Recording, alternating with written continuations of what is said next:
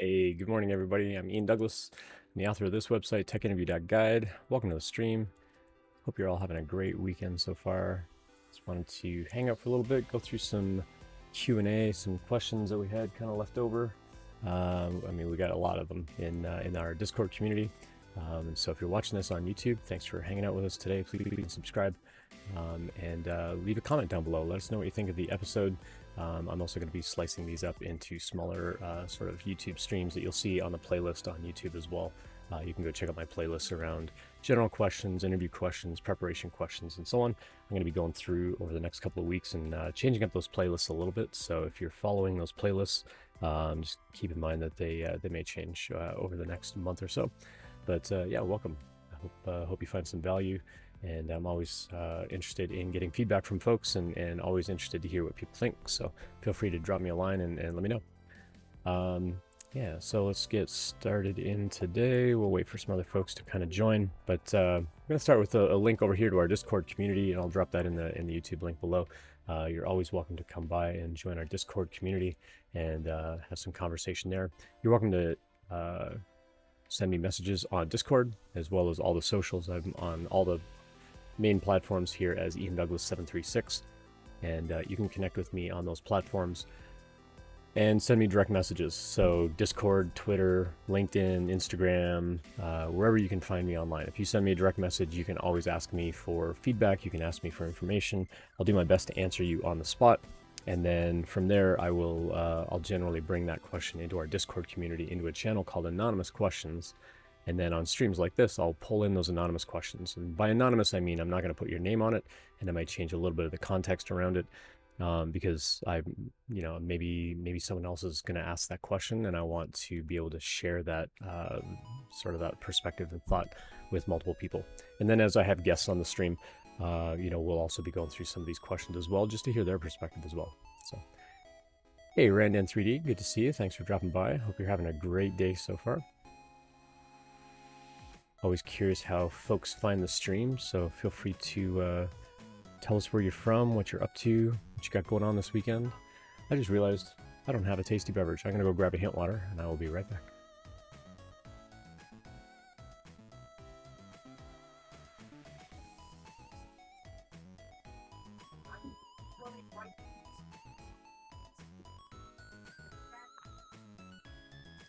All right, there we go.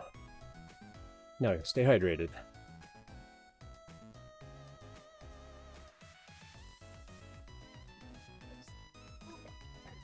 First time chat from Robo Oso. Thanks for dropping by as well. Always good to have new folks dropping by. Give you some blinky lights and some sort of greeting sound. Not sure what the greeting sound is. Hopefully it's nothing too obnoxious. But yeah, I hope you're all doing well. Randon3D says, I have 5 printers just sitting here. I'm about to get them going. You live in Louisiana? Awesome.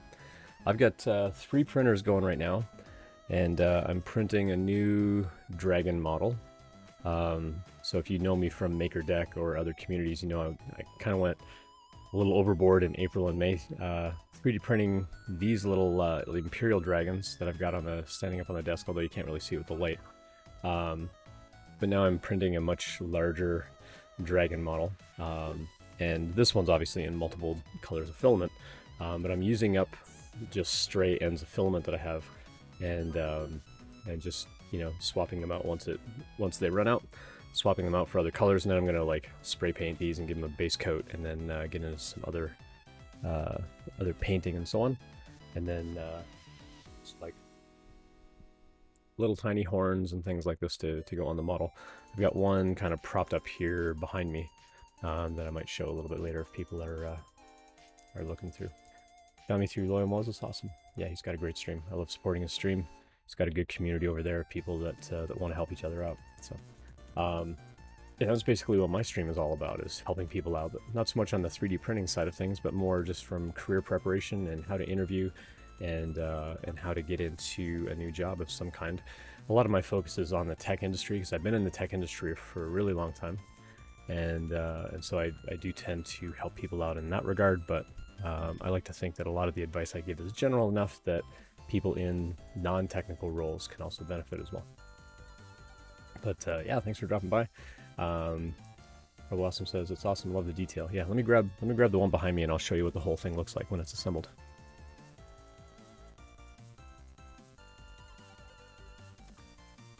So this one was printed in the Polymaker Dark Sparkle Blue, which came out really, really nice. So this is what the model looks like when it's fully assembled.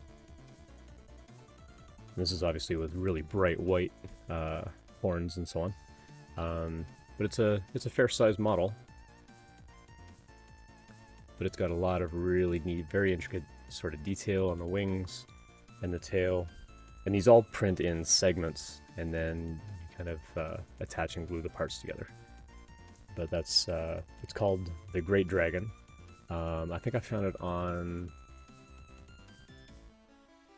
I forget what website. It's like Fat 3D Models or something like that, or Fat 3D Games or Fat Games or something like that. Anyway, if you just Google search for Great Dragon STL, you'll find it.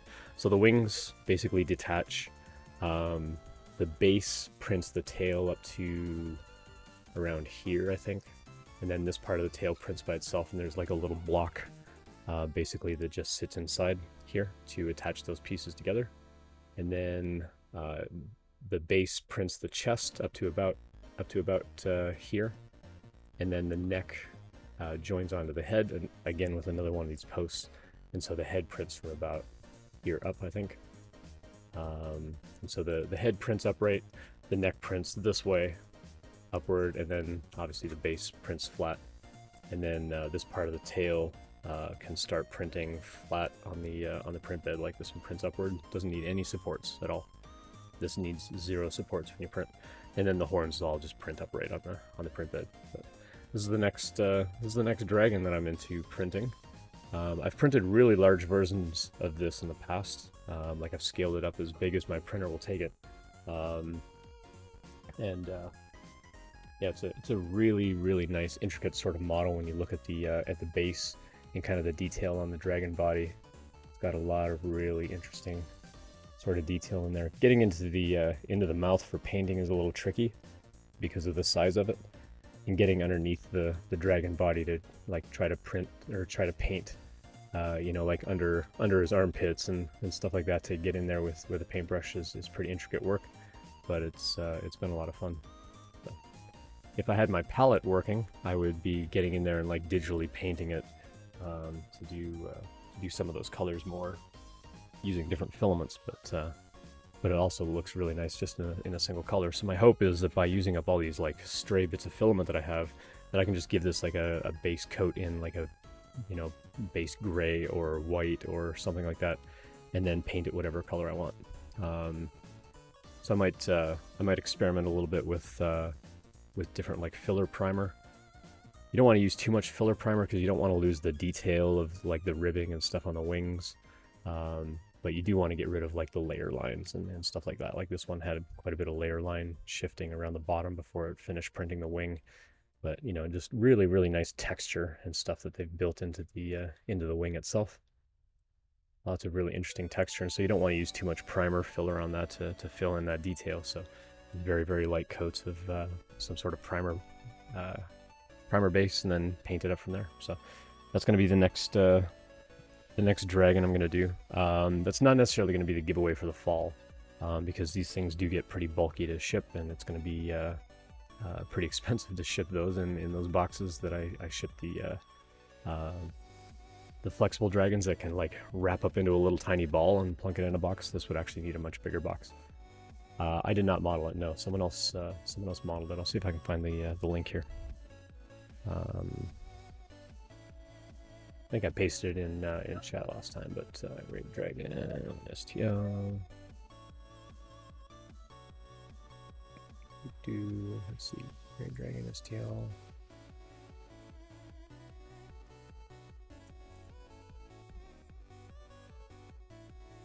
Trying to think of what it was called. There it is. Fat Dragon Games is the name of the site. It's on Drive-Thru RPG. This is the link for it. I'll drop it in. Hey, Sethy, good to see you as well. So no supports at all on the on that model. It comes out really, really, really nice for sure. Getting caught up on chat a little bit. You're getting into the design of 3D modeling. It's a lot to remember. Yeah, for sure.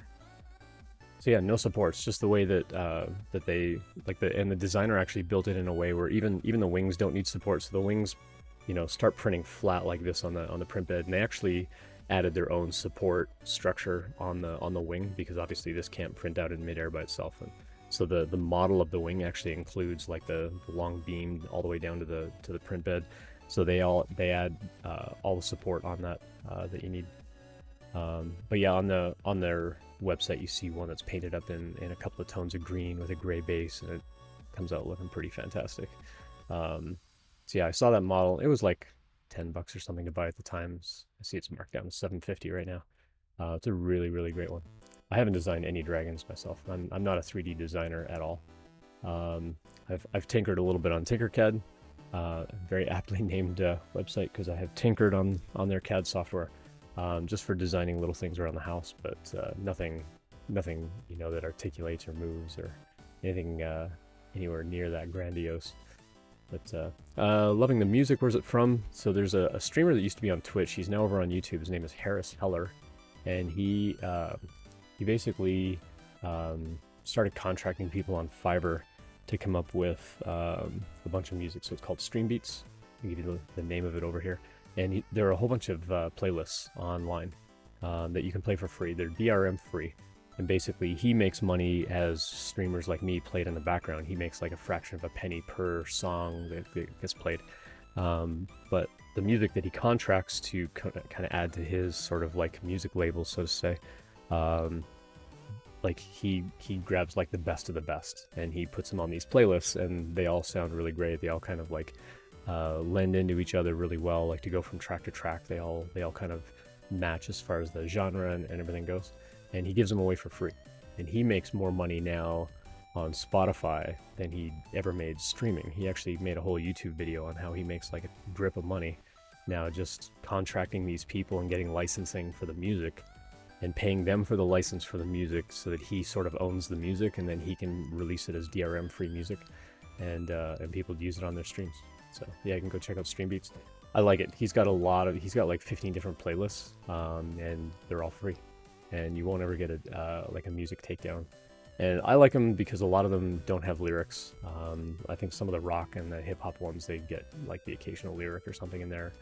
Lyrics distract me when I'm working, but I like listening to just music like this in the background, where I don't have to worry about lyrics, you know, kind of getting my attention while I'm trying to get work done. So, got a question in chat. What do I think about Turing developers for a new grad for finding remote software engineer jobs? Turing.com. So that's actually the consulting company of Turing. So I used to teach at Turing.edu, not affiliated whatsoever. I believe Turing.com kind of popped up after Turing. Well, at the time they were Turing.io, and then they rebranded as Turing.edu. I haven't seen much about Turing.com other than I get spammed like crazy. As a business owner, they spam me like crazy going, we have developers. It's like, I'm also a developer. I don't need your developers. But they're basically an outsourced firm. I don't know anything about them other than they are incredibly spammy. I know nothing about them, and I've stayed away from them and learning about them specifically because they're very spammy, and I don't believe in running a business that way.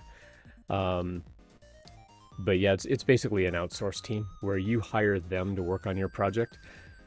As a new grad, a consulting kind of company, whether it's Turing or someone like Devitree or Pivotal Labs, there are lots of other companies out there like, what were they called? I'm trying to think of their name. No. Shoot, they bought a company in Boulder. I can't think of their name now. Starts with a C. I wanted to say it was something like Confluent or something, but that's a tech stack. But there are a lot of really good, reputable sort of outsourcing companies that are worldwide, that you can you go and you be a part of, and you become an employee of theirs, and then they sort of contract you out to work on other projects. I think it's a good job for a first-time grad, especially if you like changing your project from time to time. Some people like being on a project for a long amount of time because you can really dive in on the detail and you get to be an expert in everything that project entails and how it got built. Some people don't like it though. Some people very much prefer to be working on something sort of long term, where it's the same project and they gain that familiarity. But some people need the change. Some people don't like working on something for more than 3 or 4 months. They get kind of bored and they want to rotate and do something else. So there are different consulting companies out there who may rotate out on projects a little bit differently. Like I think of Pivotal Labs, for example, they're part of VMware. Pivotal Labs rotates people like every 3 to 4 months. There's not typically what they call an engagement. This is what Pivotal Labs calls them. There's not typically an engagement where the same developer stays on for like months and months and months or a year at a time. They're going to rotate you out because they don't want you to get burned out working on the same thing. They want you to keep your knowledge fresh and your ideas fresh, and you can kind of borrow ideas from one project to another.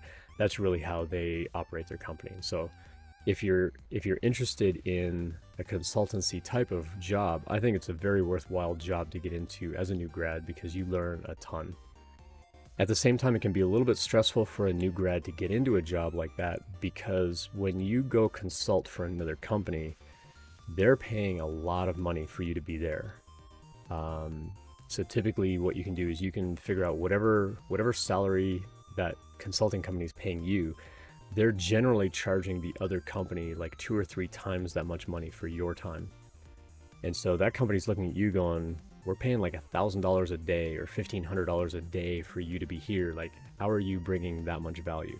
And if they see you struggling and they see you Googling things and they see you looking up documentation and like spinning your wheels on things, they're going to wonder like, why are we paying this much money for someone that doesn't have that level of skill? And so it can start to kind of erode that business to business relationship. And so some companies will use it as what they call staff augmentation, where it's just, we have a project and we need more people to get it done and we don't want to hire full-time people, so they hire a consultancy group.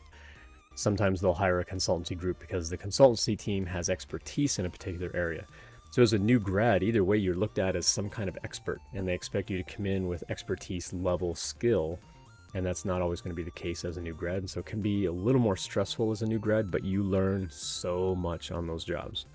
I worked at a consultancy once, and you just learn a ton all the time. Like you're thrown in the deep end and you have to learn something in a hurry, and learn how to find an answer, apply it quickly evaluate whether that was effective or not, and then remember like the next time I need that, this is where I can go find it, kind of thing. So if you're looking for a job where you can constantly rotate, it's a great idea. There are consultancy jobs as well where they keep you on kind of long term, and so you're literally working on the same project for maybe a year at a time, and that can also help you build kind of depth of knowledge because you're working really deeply into something over a long period of time. So it could be beneficial. Overall, I think that it's a very helpful kind of job if you're looking for that sort of work, but it's not for everybody. Some people burn out really quickly on it because of the pace, or because they start feeling really deep imposter syndrome, where, like I said, you're kind of expected to be the expert when you walk in the door, and if you're not the expert, then they're kind of like, why are you here? Like, why don't you know this? You're supposed to know this. This is why we're paying you all this money. And so you don't want to have to justify your existence, and so it can be emotionally draining as well. So yeah, as always, you're welcome to drop questions in chat, and just let us know like where you're from, how you found the stream, all kind of stuff. Always happy to take questions and sort of be interactive like that. If it's a question that I haven't answered recently on the stream, you may see me put some stuff over here in the chat that says like clip start and clip end, and those are basically going to help me clip out that little segment of audio and video later on in order to make little shorter YouTube videos and podcast audio and things like that. And so if you see that stuff in chat, you can feel free to ignore it, but that's what those markers are for if you do see them. I do want to go find one other thing here before I go too much farther. There it is. Just want to make sure that something worked with all of that. Dang it, it did not set the clip offset. Okay, I'll have to figure that out a little later.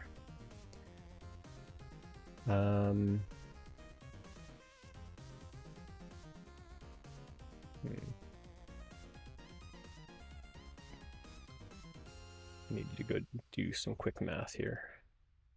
I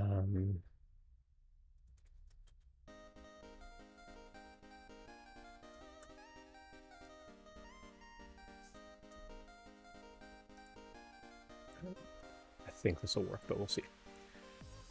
I still have a bug in my code where when I do these clips that there's like an offset time that I need to account for based on when the stream starts, when I actually start recording the stream and so on. I need to account for that when I'm doing these clips, but we'll deal with that when we get there. Cool. Let's see what else is going on in chat. Hey, Stackmanny, good to see you in chat as well. Thanks for the first time chat. I'll give you some blinky lights and some sort of greeting sound. What do I think about career shifter from non-IT to QA tester? That's a great question. I was actually just chatting with someone on my drive home from the airport Friday night. They had a background where they were trying to get into a tech job, and they studied some QA, and then they went from that into I think they said data science, some sort of data science kind of thing. And then from there, they had a really hard time finding a job, and so they kind of put it on hold, and they went into construction work, and they do like Lyft drives on the side just for extra income. And we were actually talking on the way home, and they're like, "What do you do?" And I say, "Oh, I do software training. That's how I explain what I do in DevRel. It's the easiest sort of way to explain what I do." And they're like, "Oh, you know," and they were telling me their story about trying to get into QA and how. You know, my explanation to them is the same explanation that I tend to give on the stream a lot of how can you take your background, which is not technical, and explain how it's going to make you a better technical worker. That's really the story that you need to tell that company when you're applying for that job, is how are you bringing value to them. So what do I think about shifting into a QA job? I mean, there's lots of QA roles out there, and I think that it's very beneficial. I think that being in a QA role will make you a better developer, but it just helps you overall. If you've got kind of that mindset of like, why does this work the way it does? Could it work a little better? You know, how could we, you know, protect from this kind of thing happening, you know, next time? You know, if you've got that kind of mindset of like, how would I sort of tear something down, figure out how it works, and then like put it back together, you know, but then come up with other testing scenarios, like trying to relate a story. Yesterday, my youngest was trying to take apart part of his bicycle because he was trying to get his bike into first gear, and the gear switcher and the gear mechanism on the bike wasn't working properly, and it wouldn't shift all the way down into first gear. The lowest it would go is second gear, and he was getting really frustrated, and he put it on the sidewalk, and he was trying to play with the chain, and he got frustrated, and he threw the bike, and it bent the whole gear mechanism. So then when he pedaled, it was making this rattling, clicking noise the whole time. So he came home and he tried to disassemble the whole thing to try to figure out like how to make it not do this clicking sound. And so he wanted to know how it worked, and so he was trying to tear it apart. And I said, well, you have to be careful taking things apart because there might be springs inside, and you know, it kind of all falls apart, and now you don't know how to put it back together, and now it's ruined. And so, like, as a kid, I used to do that. I used to take things apart and not know how to put it back together. And it's like, well, this is garbage now, like throw in the trash. And really annoyed my parents doing that several times. And so I'm trying to, like, caution him, like, you don't want to take something apart unless you know how to put it back together. But still encouraging that mindset of, like, how does this work? And, like, why does it work this way? And is there a better way of doing this or that? And so I showed him, like, look, let's just take the wheel off and we'll just straighten this whole mechanism and we'll put the wheel back on. And then showing him that there's also an order of steps, like we have to disengage the brake on the back wheel so that we can take the wheel out so that we can straighten this thing out. Because if you do it in the wrong order, you can't take the wheel out until you disengage the brake and so on. And so if you've got that kind of mindset, I think that getting into a QA role of why does this work? What are some other scenarios that we can try to test? And what's the user's expectation? Like when a user is going to use this software, what is their expectation? And really having a good mindset for the kinds of things like, you know, what if I try this? What if I try this? What if I try this? It's like, oh, it breaks if I try this or that. For example, when you sign up for a Google account, if you sign up for a brand new Gmail account, it asks you to put in a password. And that password field apparently has no maximum size limit on it. But if you try to make a password longer than 72 characters, it fails. And so as a QA person, my mind immediately goes to, why isn't it limited to 72 characters if they can only add up to 72 characters? Or if it's meant to be beyond that, why is there a check that it's no more than 72 characters in length? Because passwords, we should allow users to put in whatever length password they want for security's sake. We shouldn't allow them to, or we shouldn't force them to a limit of any length. And so having that QA mindset can be really helpful when you discover bugs like that. Then you can approach the company and say, hey, I found this on your site.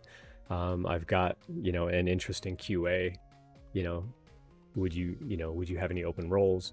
And talk to them about getting into that, because it shows that you are curious and passionate about what they do to try to get into that type of role at their company. So the more you can try to, like, not necessarily break things, but the more you can sort of find those problems and imagine, like, what are some other scenarios and what are other ways that you can kind of put these things together, I think can be really beneficial when it comes to showing your value to that company, and you're more likely to get an interview out of it. So that might be something to consider there. Someone said in chat, I once career shifted from a dev to a tester. You learn a lot. Exactly.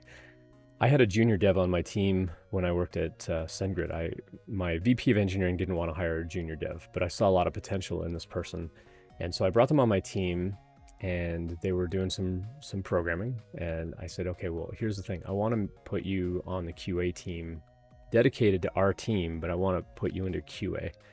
And he got really mad at me. He's like, I just studied, you know, I got this degree in software, and you're going to force me into this QA role, and that's all I'm ever going to get to do now. And because at the time there was this bit of a stigma of like, oh, you're only QA, you can't possibly be a developer, so you're only ever going to get QA roles. And he got really mad at me that he thought I was trying to, like, really narrow his career, that, you know, maybe I was mad at him or something. No, it wasn't the case at all. I'm like, I'm trying to make you a better developer. Give me a year. Like, stick with it for a year. I'm going to bring you back on the team, I promise. And I did. When he came back in a year, he was a better developer than some of the intermediate developer devs that I put on the team that I'd hired at the same time as him. Because he now had a bigger understanding of, when we write this code, it's going to impact all of these other systems.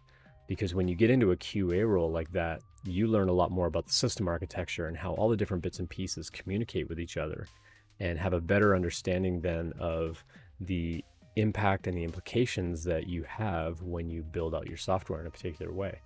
And so it made him a much better developer on the team.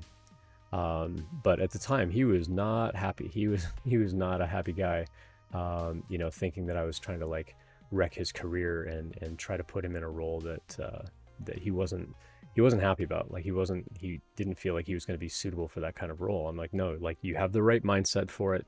You're curious. You want to dig on things. You want to know why they work the way they do. And like I said, he came back to the team a better developer than when I sent him over to the QA team. So you absolutely will learn a lot in that kind of role. There's nothing bad about it. And you absolutely don't need to feel like you get sort of forced into that kind of role and that you can't do anything else. In fact, I think it's quite the opposite. And one of the things that I was telling my Lyft driver when I was driving home, who was trying to get into a QA role, is when you go talk to a company, you want to tell them, I did this on purpose. This was my timeline. I studied QA, and then I got into this, you know, software development. And now, you know, I'm exploring all these other things because it's making me a better developer. Now that I understand, like, deeper QA concepts, it's going to make me a better developer because I'm going to have a better empathy for the user. I'm going to better come up with plans and ideas for how a user might break things. I've seen scenarios where users have broken things in the system that maybe I wouldn't have thought of as a developer. And so it exposed me to a lot of things. And now I'm going to be that much better as a developer on your team. That's the kind of thing that you want to promote to a company when you're applying for a job there. That's what's going to really stand out to them, is that you did that on purpose. And so you should never feel like you're ever constrained, that once you get into a particular kind of role, that's the only kind of role you can ever do ever again. It's not the case. All you need to do is explain to them why that role made you a better developer and how you're going to use that knowledge to help their company be a better company. Robo also says in chat, I'm in 100 devs, awesome. And I've been interested in learning more about QA. I've talked to a few people in QA or who used to be in QA. Says it's a good entry point, especially as you're learning to improve your code. I agree with that. Sometimes in QA though, the kind of code that you're writing is more the automation of how do I write automated tests? And you're not doing so much of the development of the code itself, but you are kind of breaking into it, not in a malicious way, but you're kind of like breaking through that code a little bit to try to imagine what you need to do to make it work a particular way. And so you might be going in and examining code of like, why did it break that way? Like I tried to put in this input and it broke in this way that maybe the developer wasn't expecting, or it's, you know, maybe they were trying to catch a lot of other kinds of exceptions, but they missed one because in this scenario, you know, if we follow these steps, then this thing happens. And I think it's a good way to kind of learn and expose yourself to a lot of those kinds of things. But in my experience as a QA dev, a lot of the things that you are going to experience on that job as far as writing software is going to be more scripting the automation for how to do these things and how to sort of chain all these different inputs together and try all these different kinds of inputs and see the output and be able to parse through those reports and so on. It's still software development. Absolutely. It's still development. It's just a different kind of development. Like you're not actually building the application. You're not actually building, you know, maybe an API or, you know, building the front end, but you're building tests against it. And so there's still value in what you're doing in the role, but it's not like full-time software development like other kinds of roles would be. And some people don't like that. Some people want the role where it is very much a lot more like the real kind of job that you would be doing, because they want to be able to get into the actual like coding and so on. But again, you're in control of your career. You're in control of what you do and the kinds of jobs that you want to get involved in. That's up to you. You are your own advocate. So by all means, if that's something that you want to do to kind of make you a better developer later, again, you can explain that later, later down the road. You know, if you go do that for a year and then go apply for a software developer job, then you explain, I did this on purpose for a year so that I had a much stronger idea of what it meant to be QA and how to build quality software. I mean, that's what the Q is. I wanted to learn how to do that better. And so I specifically got this QA role. So I had that better mindset of user empathy and user testing and things like that. And this is how it's making me a better developer. And so now when I come in here and take this job, I'm going to be much better at the job. That's really the story that you want to try and tell when you're introducing yourself and explaining, like, you know, kind of that progression of what you've learned and why you took that role. I'm trying to think of how to pronounce this new username coming in that followed, so appreciate the follow. Joe Gomez Dev? Not sure how you pronounce your username. I'm always curious how people pronounce their username, so if you could phonetically help me spell that out, I'd appreciate it. Yeah, let me know. But I appreciate the follow. Thank you for the follow. We're here to kind of work as a community and kind of share thoughts and ideas in chat. So if you've got thoughts or ideas on things that I share, feel free, please, to put kind of your thoughts over here in chat as well.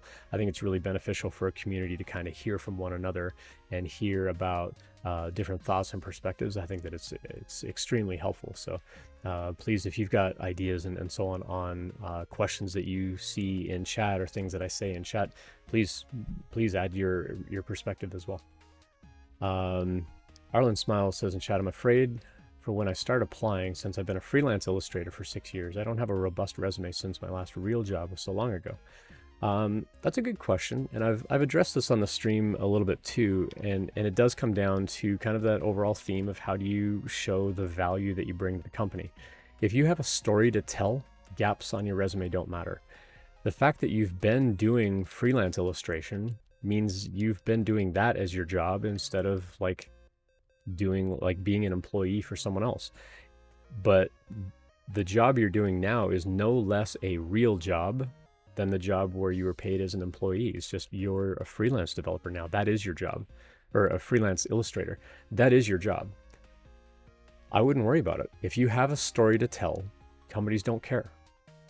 They don't care. As long as you have a story to tell and that story is compelling and you can show how it brings value to them, they're not going to question it at all.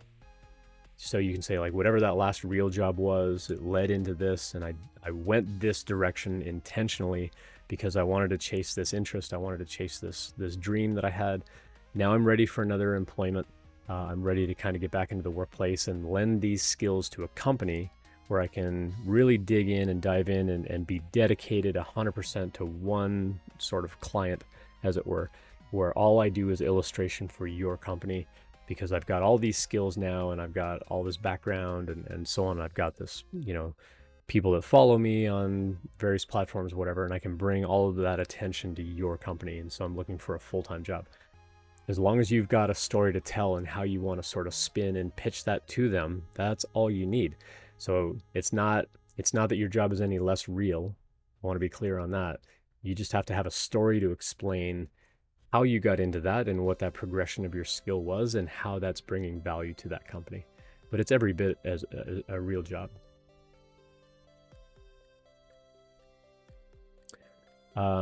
So I see RoboOzo pulling up all the help commands over here. So I do have a whole YouTube channel that you can go check out, and I do have just tons of videos over there.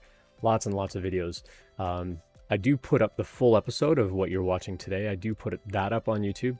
And if you're watching this on YouTube, please like and subscribe.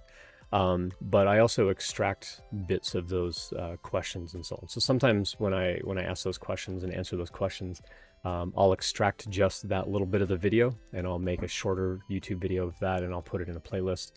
And then I'll extract the audio from it and I add that to the podcast. So you can do !podcast if you want to go check out the podcast as well. Or you can just go over to the website.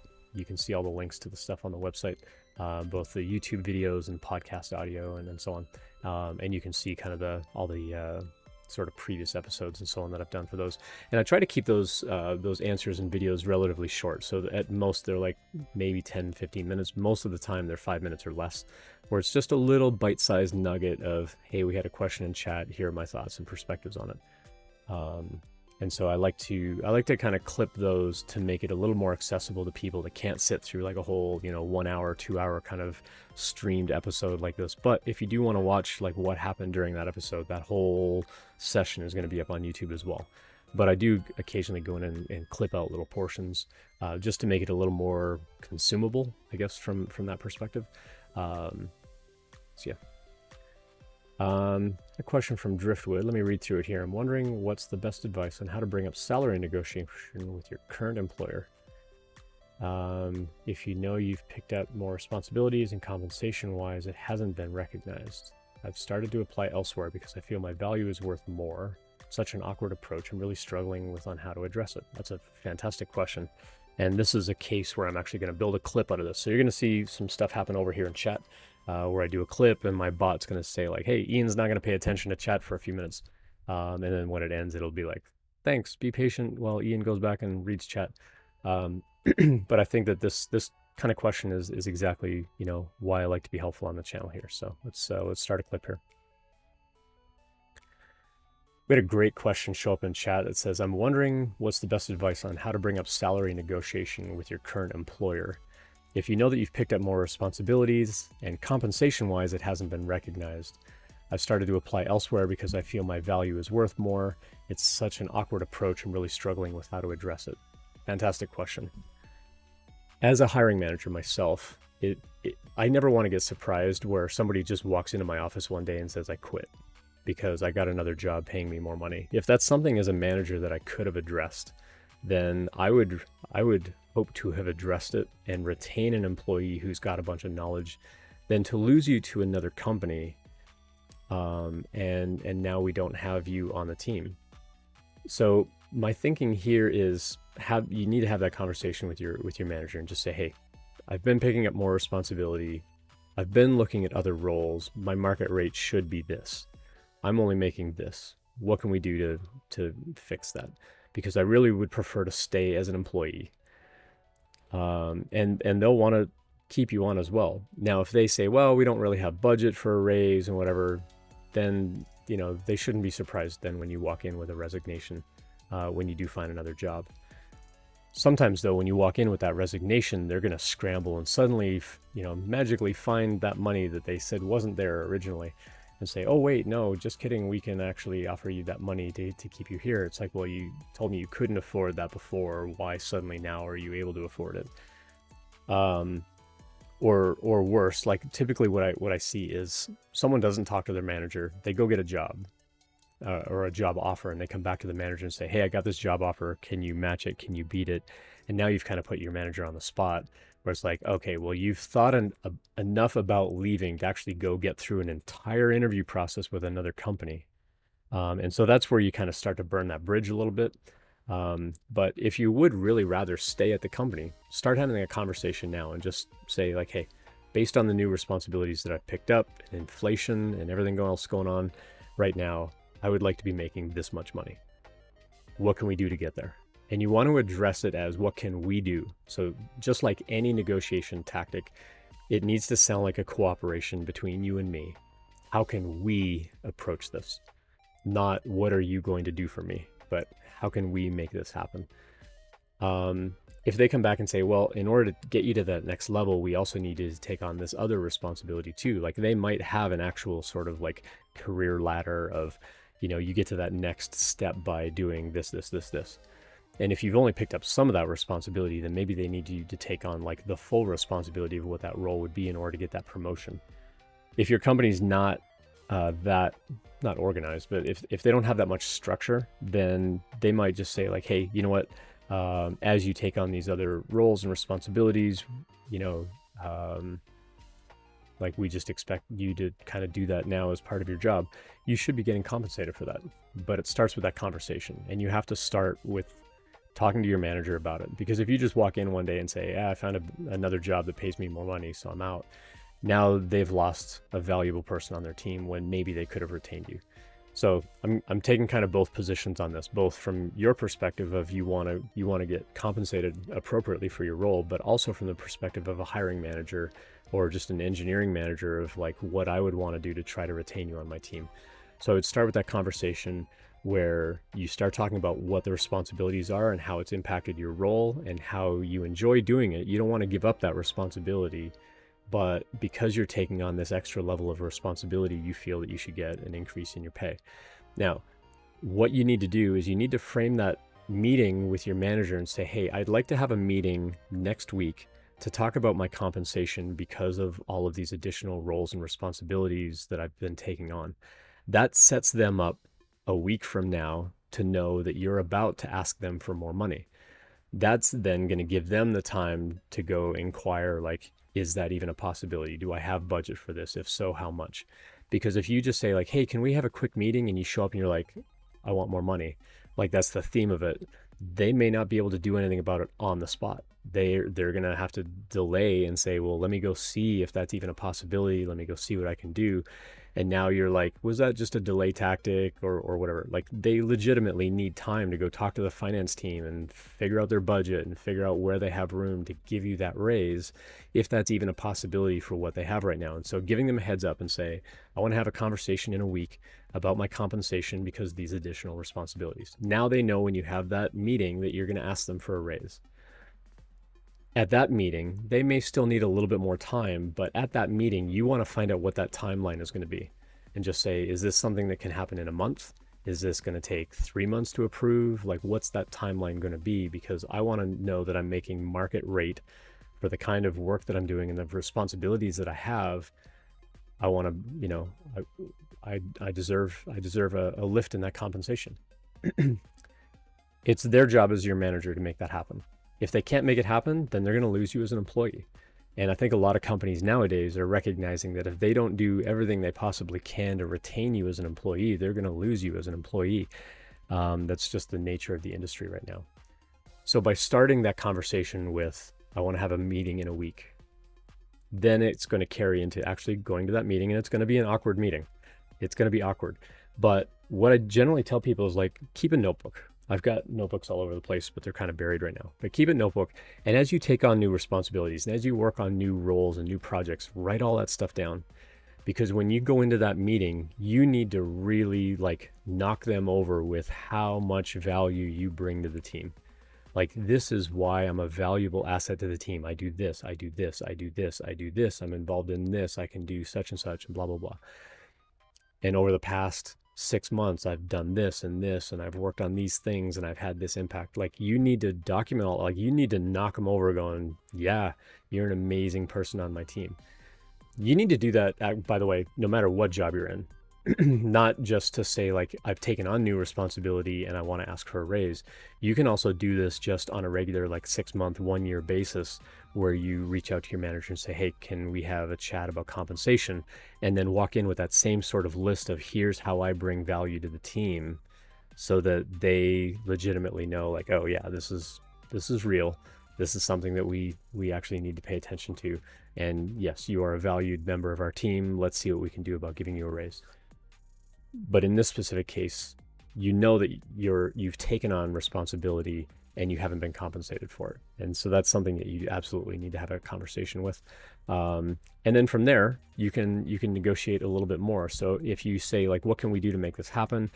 If they do have a structure where it's like, well, you need to also take on this other responsibility in order to get that promotion, which comes with the raise and so on, then talk to them about, what's it going to take for me to add that to my current responsibility with everything else I'm doing? Do I need to give something else up in order to take on that other role, to have that now as part of my overall sort of responsibility in this role in order to get that promotion? Or is this just, it's like another thing that I'm going to have to sort of juggle?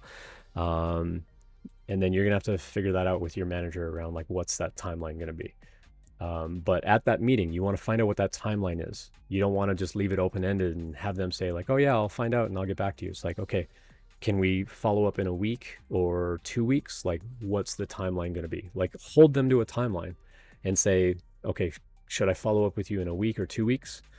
And get it, like, find out from them. And then go back to your desk, or if you're working remote, send them an email recapping everything. Hey, we talked about this. We talked about this as a salary level. We talked about a timeline of a week or 2 to follow up. I'm going to go ahead and send a calendar invite or whatever for that, so that we can have that next conversation. If I've missed any information, or if this doesn't sound accurate, please reply and let me know. Now you've built a paper trail of, hey, we had this conversation. This is what I recall from this conversation. Is this accurate or not? And, if they don't respond, if you've worded it in a way that says like, if this is not accurate, please let me know. If they don't respond, then, that's kind of them acknowledging that it was okay.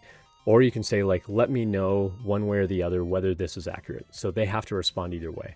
And if they don't respond in a day, just reply back again and say like, by the way, I just want to recap on that meeting. Were these notes accurate? And get them to give you a written answer of yes or no. You want it in writing, so that if that doesn't happen, you can go back to them in a month and say, hey, we talked about this. You said 2 weeks ago that I could follow up with you, and this hasn't happened yet. You need to hold them accountable. You need to hold your manager accountable, as awkward as that may be.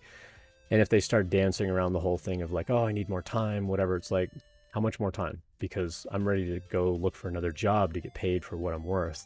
Like, you don't want to be super aggressive about it, but you need to let them know that, like, you're not afraid to go look for another job to get paid what you're worth for the responsibilities that you've taken on. And that's something that they will take very seriously. So that's how I would kind of word those conversations, and kind of the timeline that I would follow on that. I'm always happy to help with wording on that if you want to drop by and ask more specific questions. And then the follow-up in chat, this gives me more confidence on how to approach the topic. I know some companies, and as a former teacher, you know what you get for hard work and more work. Yeah, you get more work. Exactly. That's right. You're almost at a year. You're going to take some notes and just be transparent. Good for you. Yep. And go back and look through some of the other impact that you've had and say, I've done this, I've done this, I've been involved in this, I've learned these things. Like, I bring a lot more value to the team now than I did a year ago. This is how, I'd like to have that conversation.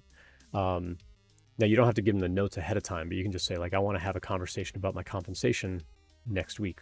If you've got like a regular one-on-one, then you can just say like, hey, on that one-on-one that we have next week, like, I have a one-on-one with my manager every Tuesday.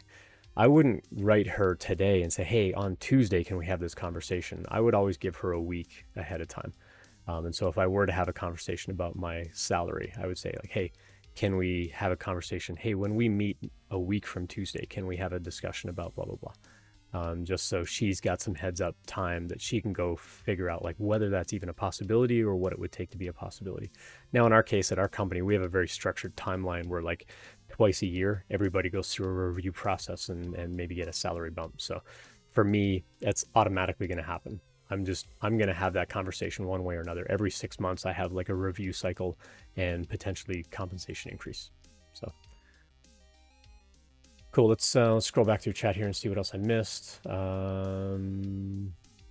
a chat come in from Epicat. Hey, Epicat, good to see you as well. First time viewer from TV Josh. They always make excuses and delay. Not always.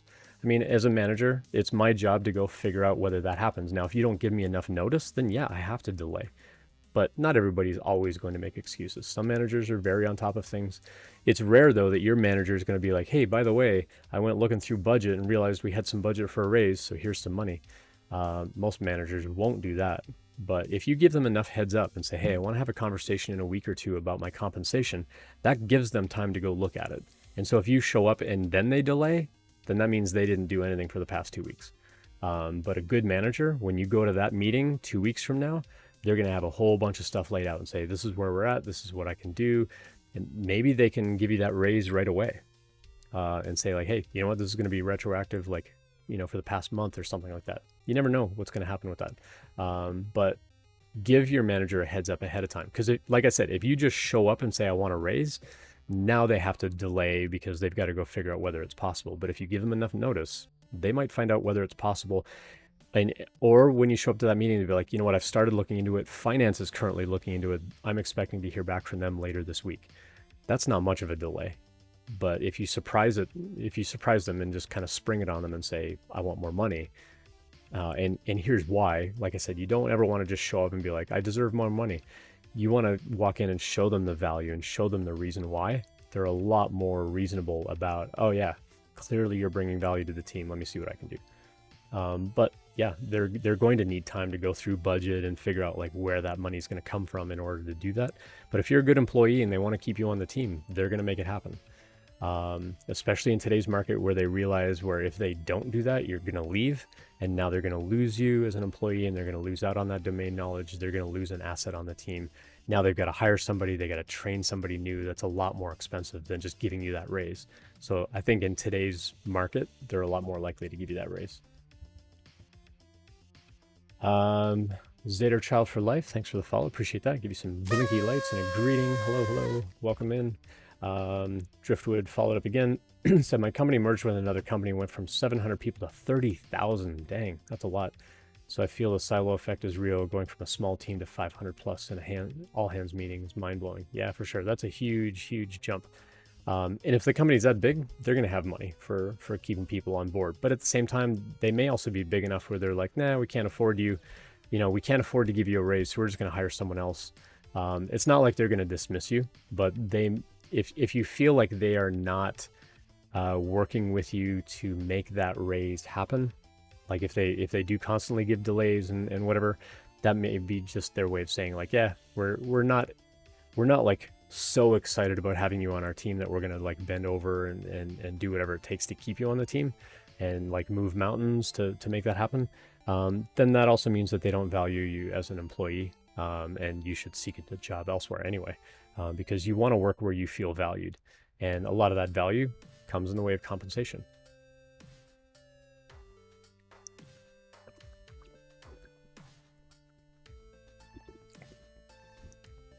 Cool. So that's a change in company culture for sure. Yeah, going from 700 people to 30,000 people.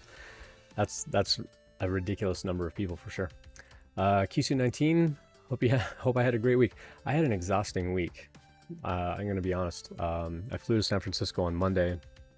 Had a little bit of, not much time to explore the city. I actually landed downtown San Francisco when they had a giant parade going on for the Warriors. I think it's their basketball team.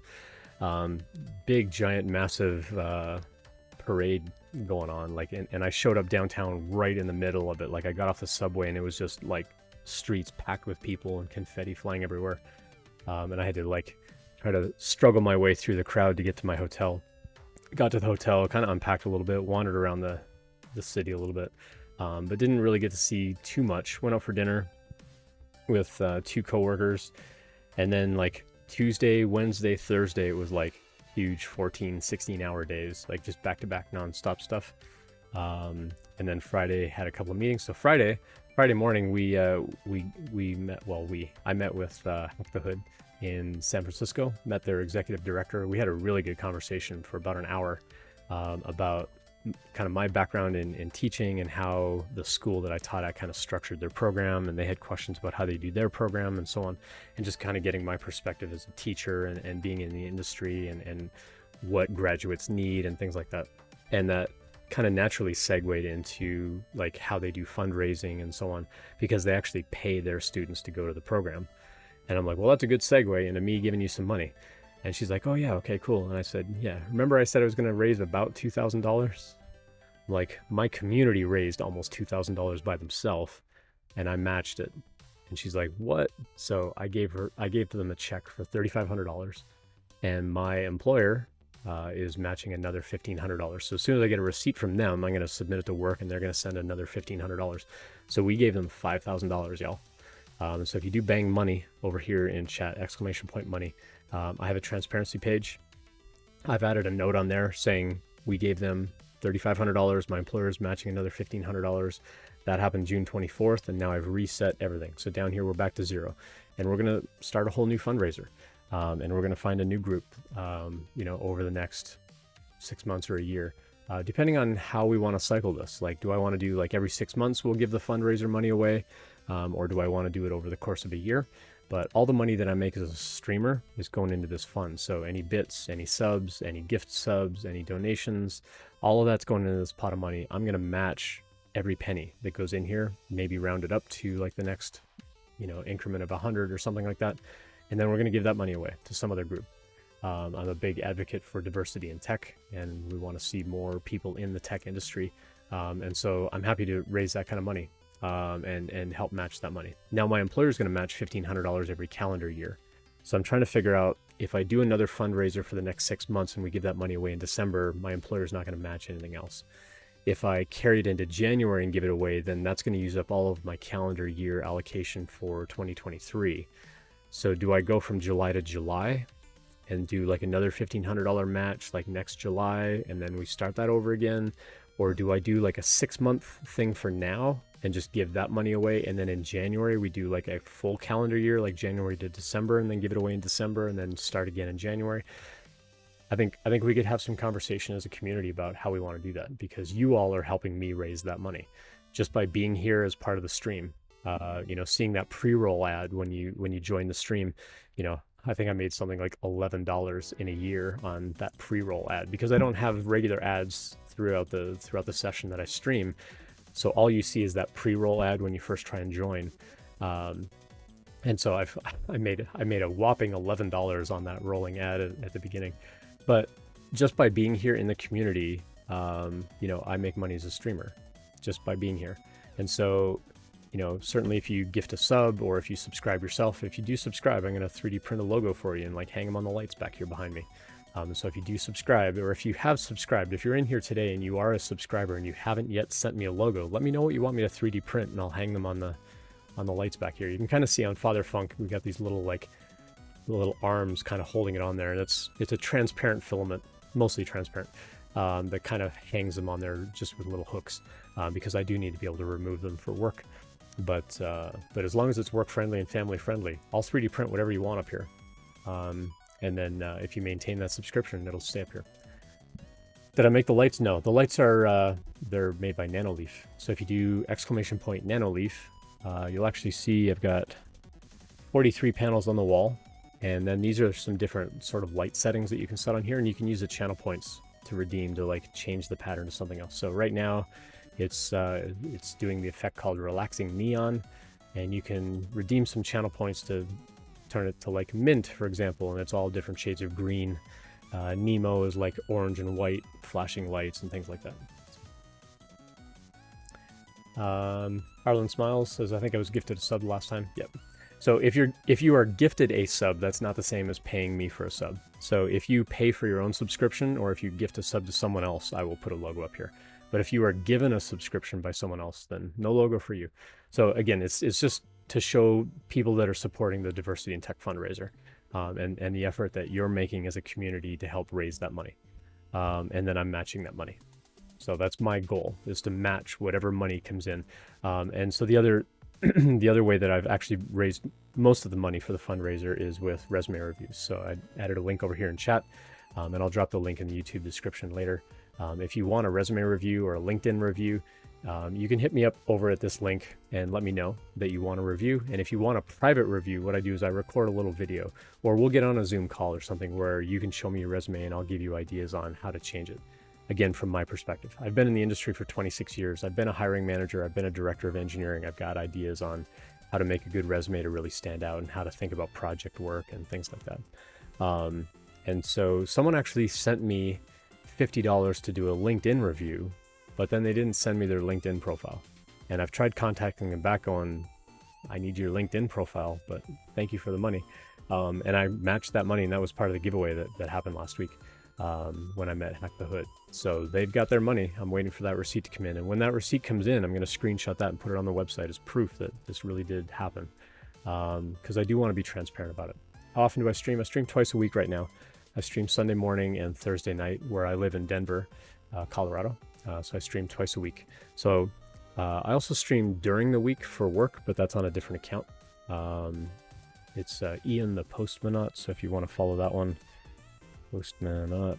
I work for a company called Postman. If anybody has used that product for doing any kind of software testing or API testing, I work at Postman.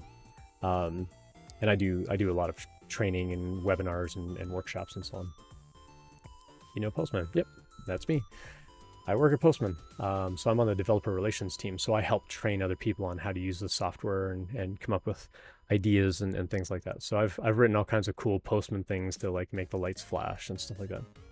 Do I do coffee chats? I can do coffee chats. I don't typically during the week because I do work full time.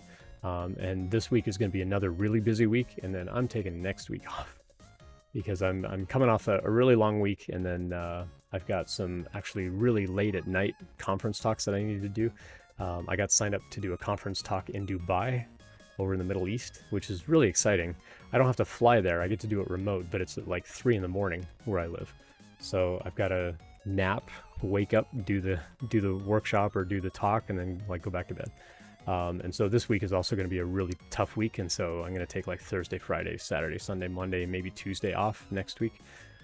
Take some time off and just recharge a little bit. So I'll have a little more availability for doing coffee chats and so on. Postman the Crow replacement. It's not really a replacement. It's just a different style of tool. But yeah, Postman is the tool where you can test out APIs, but it's a lot more than that. You can actually go build and like produce APIs inside of that as well. Like plan out how you actually want to go produce the API, and it'll actually generate the server-side code for you, or some of the server-side code for what it is you want to try to build. But on the client side, we'll also do like client-side documentation and code snippets and things like that as well. So yeah, it's a very robust platform. It's not just for calling APIs. It does so much more than that. But that's the primary use that kind of got Postman started. But we've added a ton of features over the last 1.5 to 2 years. Can you give me some tips on how to find people for coffee chats? Yeah, I would love to. Like Swagger? So Swagger is like the old version. It's now called OpenAPI.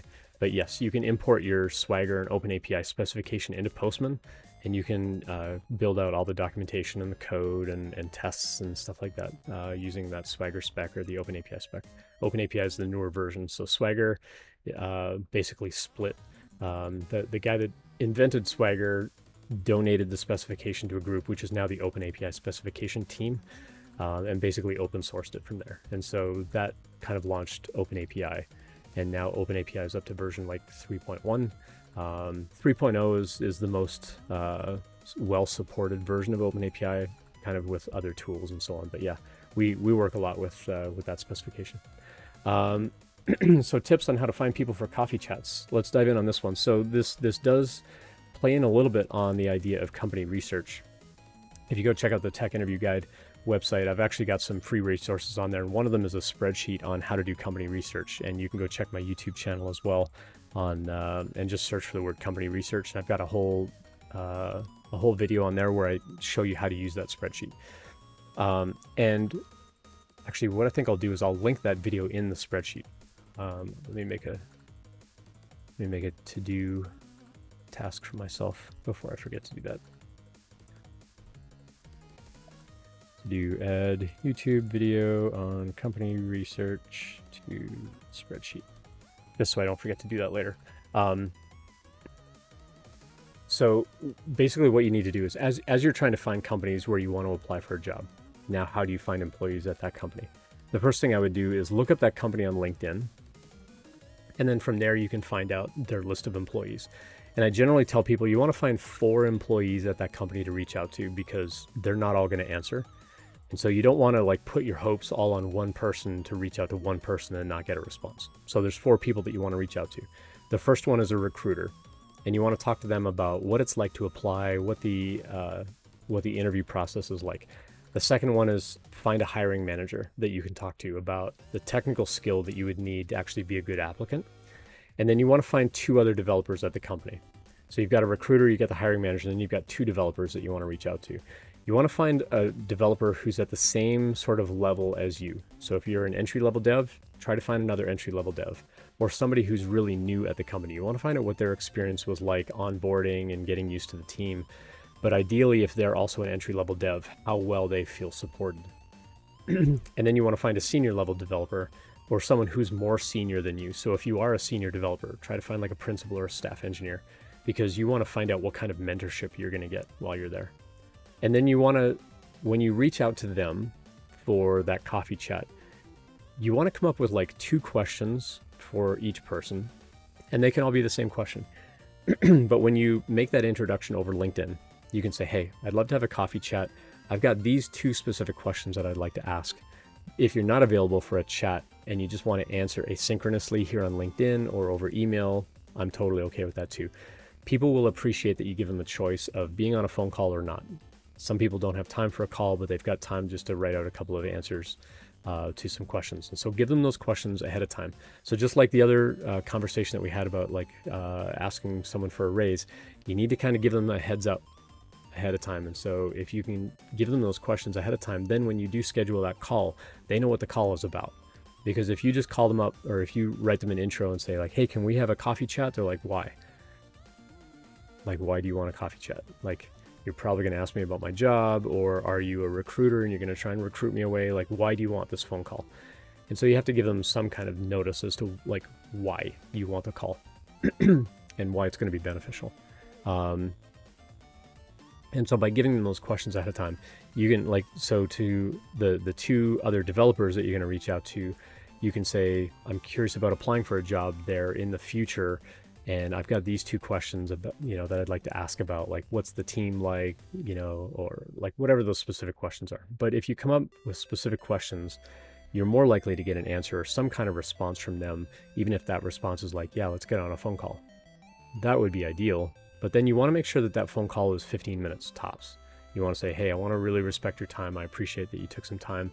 I don't want to take up too much of your time. I'm just looking for some answers for this. Here's 2-minute background on who I am. I appreciate your time. Thank you for meeting with me, kind of thing. And then get some input from them and say, I really appreciate it. Would it be okay if we, could I follow up in a week or 2 if I have other questions? Would that be all right? Most people would be like, yeah, that's going to be fine. But if you can give them, again, whenever you're going to do a coffee chat with somebody, send them the questions ahead of time. They're going to appreciate that. And then also give them the flexibility of like, if you're not able to meet, or if you'd prefer to do asynchronous instead of being on a phone call, I'm totally okay with that too. You're way more likely to get a response, because if you tell me, hey, I want to get on a phone call and I haven't got time for a phone call, I'm not going to respond to your message, or I'm not going to schedule that phone call with you. But if you say, can you, if you can't make it on a phone call, but you've got time to answer this asynchronously, I would appreciate that. You're way more likely to get a written response at the very least. You've still made a connection at the company, and you've still gotten answers to your questions. So send them those questions ahead of time. And then for the hiring manager, you can ask them maybe one of the questions that you've asked the engineer. although they may not be as technical, but you could still ask. They may not be as technical. And then for the recruiter, you generally want to ask them, like, what's the interview process like? How can I really stand out as a candidate? What kinds of things would really make me like the best candidate to apply for the job, and find out like what you should study and what their interview process is. But be really clear with the recruiter and the hiring manager, like, you're not applying for the job now. You just want to have some conversation about applying for the job and what that's going to take, especially if you're new in tech and you're still building out project ideas. You want to reach out and find out like what kinds of projects could I be building so that I really stand out as a contributor and a potential candidate for the job. That's going to help them have a little more context for having that conversation with you.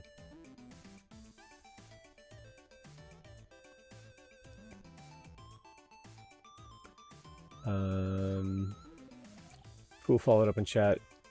If you do an API, it can be a good idea to consume your own Swagger. Yep, for sure. I face a problem that the Swagger definitions are often wrong or lacking. Yeah, and that's feedback that you need to give your team. Like, hey, this specification doesn't match what we claim it's supposed to do. Epiccat had a first question. I had my first tech interview this week. Hey, reflecting on I have no idea if I did well or not. What does it look like on the interviewer side? What kinds of things do they rate us on? That's a good question. Let's dive in on this one. Had another really good question drop in chat. Said, I had my first tech interview this week. I wish I could give you a virtual, well, all I can give you is a virtual high five, but congrats. Had my first tech interview this week. Reflecting on them, I have no idea if I did well or not. What does it look like on the interviewer's side? What kinds of things do they rate us on, etc.? It's a great question. There are a handful of things that we're evaluating when we're interviewing someone. The first one is, what is your sort of breadth of experience? Like, how many different things do you know? And then based on those different things that you know, how deep do you know them? So we call it breadth and depth of knowledge. Now, you don't have to walk into that interview knowing everything about everything. You know what you know and you don't know what you don't know. My job as the interviewer is to figure out the limits of your knowledge and then take that back to my team for a discussion on whether what I thought your limitations of your knowledge were fit what we're looking for on the team. Now, if it was a single round interview where you're doing like a technical challenge, I'm basically evaluating what's your problem solving skill? How well did you communicate what your process was? What was your decision making skill about how you were implementing your solution? And then of course your technical skill itself, like how well can you code? Is it well structured? Did you choose the best kind of loop or the best sort of overall code structure for that kind of solution? Did you pick, the most appropriate kind of data structure, the most appropriate kind of algorithm to solve the problem? Any good technical challenge is going to have multiple solutions. And so they're evaluating like, what kind of solution did you come up with? Or did you even come up with a solution? Did you only get it partly working? Did you get the whole thing working? How quickly did you get it working? So there's lots of this sort of criteria. Now, every company is a little bit different as far as how they sort of rank and grade what you did. Some of them literally have scorecards that they keep track of like, they did this, they didn't do this. And then they go back and they kind of tally that up and they have that discussion with others on the team and say, this is how this person did during this portion of the interview. Every company is a little bit different on that. So there's no standard way that we do that. And that's why interviews are so subjective, because it's really up to the opinion of the person that interviewed you, whether you passed or not. But there's certainly things like likability and how well you communicate. Like, one story that I've told in the past was how we interviewed somebody at one company and they were the smartest person in the room by far. Like, they knew more than all of us. And that wasn't even a question. Like, we would ask them a question, they immediately had an answer, they immediately had examples, they immediately had a story about it. They were extremely well prepared and they interviewed very, very well. But they were also really arrogant about it. And so when we got back together as a team and we did kind of this feedback session at the end where we all sit in a conference room and we talk about, they did this well, they did this well, they didn't do this, blah, blah, blah. We basically went around the room and they're like, they crushed it, they killed it, they smashed it, they did amazing, blah, blah, blah, blah, blah. And like all around the room, like, yeah, they were clearly the technical, like top technical candidate we had seen in a really long time. And then we went back around the room and we said, okay, so we would do it in two passes. The first pass is, how did they do on a technical level? And then the second pass is, who wants them on their team? not a single person raised their hand saying, I want that person on my team. Not a single person in that room wanted that candidate on their team because they were really arrogant about it. They were the smartest person in the room and they knew it, and they were a jerk about it. So nobody wanted them on their team. So we didn't hire them. We sent them back a message and said, thanks. You know, the team evaluated everything, and we've decided not to move forward. And it really confuses the candidate because as a candidate, I'm sure going through their mind was like, I did everything they asked. I had answers for everything. Like, what happened? We can't give them feedback like, you're kind of a dick. Like nobody wants to work with you. We can't tell them that feedback. But, you know, somebody somewhere has to give them that feedback of like, hey, if you're smart and you know it, like you can kind of suppress that a little bit. Like you don't have to be super arrogant about it. There's a fine line between being proud of the work that you've done and being really arrogant and braggy about the kinds of things that you've done, because that comes across as like, I don't want to work with that person. And you don't want to come across as that kind of attitude, especially in an interview. And so these are all things that we evaluate as interviewers. So we're certainly evaluating your technical skill. That's a big part of it. But it's also the communication, how likable you are on the team, and how well we want to bring you on the team. Like, do we really like you? But just liking someone isn't enough to override lack of technical skill. A lot of technical skill is teachable and coachable, yes, but we also have to evaluate how much support are we going to have to give this person if we bring them on the team. And so we look at factors like that as well as we're evaluating your technical skill of how much do you know, how much don't you know, how much are we going to have to teach you on the job.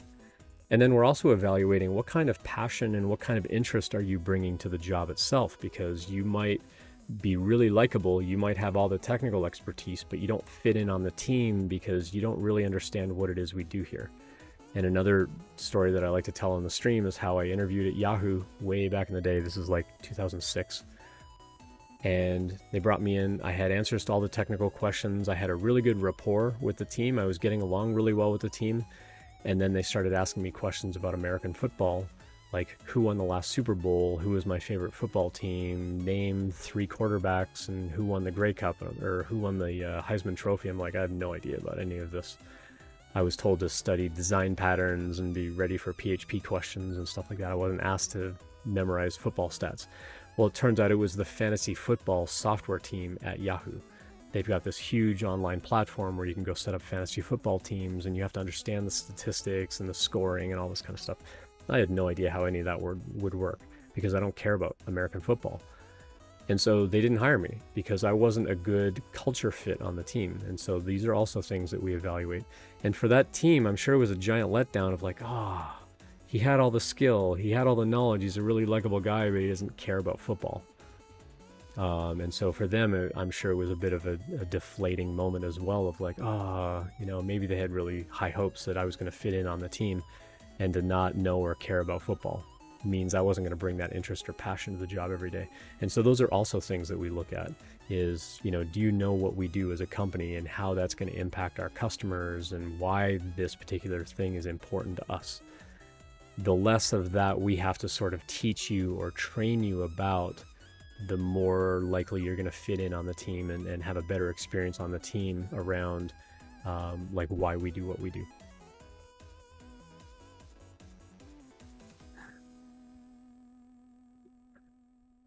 Yeah, Fool followed up in chat. How can you not care about football? Exactly. And I was trying to backpedal a little bit. I'm like, well, I'm from Canada. We have the CFL. We have a 110-yard field, which is narrower. We only get 3 downs instead of 4. We don't have the Super Bowl. We have the Grey Cup. And they're like, we don't care. Like, because I wouldn't have, honestly, like, I might have been able to name like 1 or 2 football teams in all of Canada too, if I like really had to sit and think about it. Like, I wanted to say, like, ask me anything about hockey. Like, I'll tell you anything about hockey at the time. I haven't really followed hockey much in the last several years, but like, ask me anything about hockey. I'll tell you anything about hockey. But it wasn't fantasy hockey. It was fantasy football. So I wasn't a good culture fit. But those are the kinds of things that we think about and talk about as interviewers for, whether we want to bring someone on the team. But yeah, Epicat, thank you for the question. It's definitely a good question for sure. I've seen a lot of people complaining that they don't get a position when they answer everything perfectly. I mean, sometimes you think you answered it perfectly, and sometimes you don't really know. This is also why it's really important to do mock interviews with people that can give you actual feedback and say, you answered this part of the question well, but this part was a little shaky, or this part was technically just straight up wrong. You have to find people that you can do mock interviews with where you can trust that they're going to give you good feedback. Because without that feedback, you're not going to get better. First chat from Caparino GR. Thanks for the first time chat. Welcome to the stream. My question is, why such processes like putting the entire team to meet a candidate? Just hire the person. Companies hire and people leave anyway. There is value in that thinking, but as a company, we need to make the best decision possible. We can't just hire everybody that applies. And it's not that the entire team needs to meet that person, but the people who are potentially going to be working with that person need to have an opportunity to meet with them and find out whether they're even going to fit in, because just hiring somebody with technical skills is not enough. We need to make sure that they understand good teamwork and that they meet the team and they understand who they're going to be working with. There are more contributing factors to it than just the technical skill. But yeah, you're right. People leave the company anyway. There's always going to be like a churn, but not everybody is going to be hiring at giant scale. Like not every company is going to have like 20 positions open at a time. If it's a smaller company, they're going to have one position open, and they really need to make sure that that person's going to get along well with others on the team. And so there's a lot more that goes into that evaluation as well.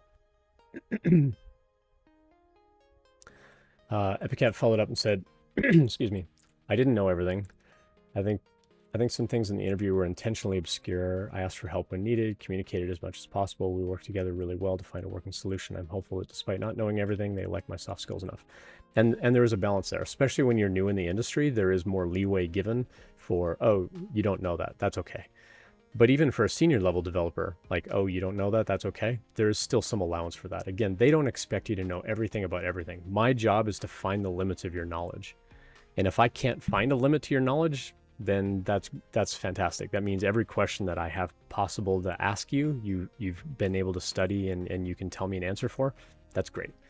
If you can't answer a question, that's okay too. Again, it's just my job to evaluate how well you do know that particular content, and then take that back to my team as part of the consideration. But yeah, there's definitely a demonstration portion of the interviews that we do for sure. Thayed, not sure how to pronounce your name, but welcome. Thanks for the first time chat. Asked how do I move from a front end position to an iOS position with 2 years experience? I mean, are you asking like what you should study to move into that kind of role, or you've already studied and you want to just move into that kind of role? It can be a little bit different there. When you're applying for those companies, you have to show them the value that you bring. And so if you're trying to move from front end into iOS, you might want to start by doing like a React Native kind of project where you build something in React, you port it to React Native to where it can actually install as an iOS app, but then figure out how to write that same application in Swift so that you can actually reproduce it in more native code, and show them that progression of knowledge and skill to go apply for that job. Because most companies are going to look at that and say, okay, well, you've got 2 years of experience, but you have 0 experience actually building actual mobile apps. They're less likely to take a chance on you. Excuse me. And so by building out a project where you can demonstrate that skill, you're more likely to show them that value. Or rather, you're going to show more value than just saying like, I have an interest in this thing. Just having an interest isn't enough. Companies want to hire people that have that skill. And so they're going to be looking for people that already can demonstrate some amount of knowledge in that thing. So if you want to move from front end to iOS, that's the progression I would take. Take a front end app that you've build it again in like something like React Native or some other kind of tool where you can write it in JavaScript and HTML and make a mobile app wrapper around it, like a web view wrapper. And then from there, go learn about Swift or or Kotlin if you're targeting Android, excuse me. Got something in my throat. Then go study Swift or Kotlin or something like that and go build it again as a native app. And then you can say, this was the progression of knowledge and I want to apply for a job here. They're more likely to talk to you at that point. Otherwise, they're going to look at your resume and go, well, you're not already a mobile developer, and you're a lot less likely to get a phone call. Caparino followed up, said the question is why to have such things in the interview process? Don't be afraid to hire. You can't judge someone from their behavior or attitude during the interview process. Give them the chance to work with the team. You can't tell if someone will match your team just because your team talked with them during the interview. I mean, we can. There are things that we look at during the interview to figure out how well you're going to work out on the team. And it's expensive to bring someone on the team and then realize it's not going to work out and then immediately dismiss them from the team and have to start that all over again. It's also very taxing on the team to have a constant changeover of having people join the team and not work out and leave, and have someone join the team and not work out and leave. It's expensive. It's a waste of company time and resources and money, frankly. And so as a company, we need to do our best to screen who's actually going to fill that role and be a permanent part of the team, instead of like give them a chance, let them work for a month and then let them go because it's not working out. It's expensive. It's an expensive thing to do from a company's perspective, and companies are in the they're in business to make money. They're not going to choose to lose money by going through a process where it's just like, yeah, let's just hire anybody that claims to know a little bit about coding. We have to evaluate that skill. We have to know that they're going to fit in on the team. And that's why the interview process is generally several steps long, instead of a single technical interview where you do one technical challenge and go, okay, you have enough skill, let's bring you on the team. It's not as easy as that. We have to see you demonstrate your skill in a lot of ways and explain your technical process and explain your problem solving process and how you might tackle something new that you've never seen before. And then meet with the team and figure out how well can you collaborate on a team. Because again, I've been at companies where we hire people with technical skill, but they don't have good team skills. If you don't have a good team sense, that's harder to teach than teaching missing technical skill. But it's also really hard to interview for that team interactivity. It's not impossible. There are things that we can do as interviewers to gauge like how well you work on a team. And that could be like a pair programming session, where you spend like an afternoon with us and we actually work on things. We can generally tell within an hour or two how well you're going to fit in on the team. Yes, you're anxious, you're nervous. So are we. We're also nervous about interviewing because a lot of people who interview don't get trained on how to interview. Some companies do a much better job at training their team on how to interview people and how to interview people effectively. That's an important part of being in the business as well, is how do we actually evaluate these people in an effective way. Full Snable says in Scandinavia it can be quite hard to let a person go. Yeah, that's true. Let's see, what else do we have going on here? Oh, a reminder to hydrate. Appreciate that. Thank you.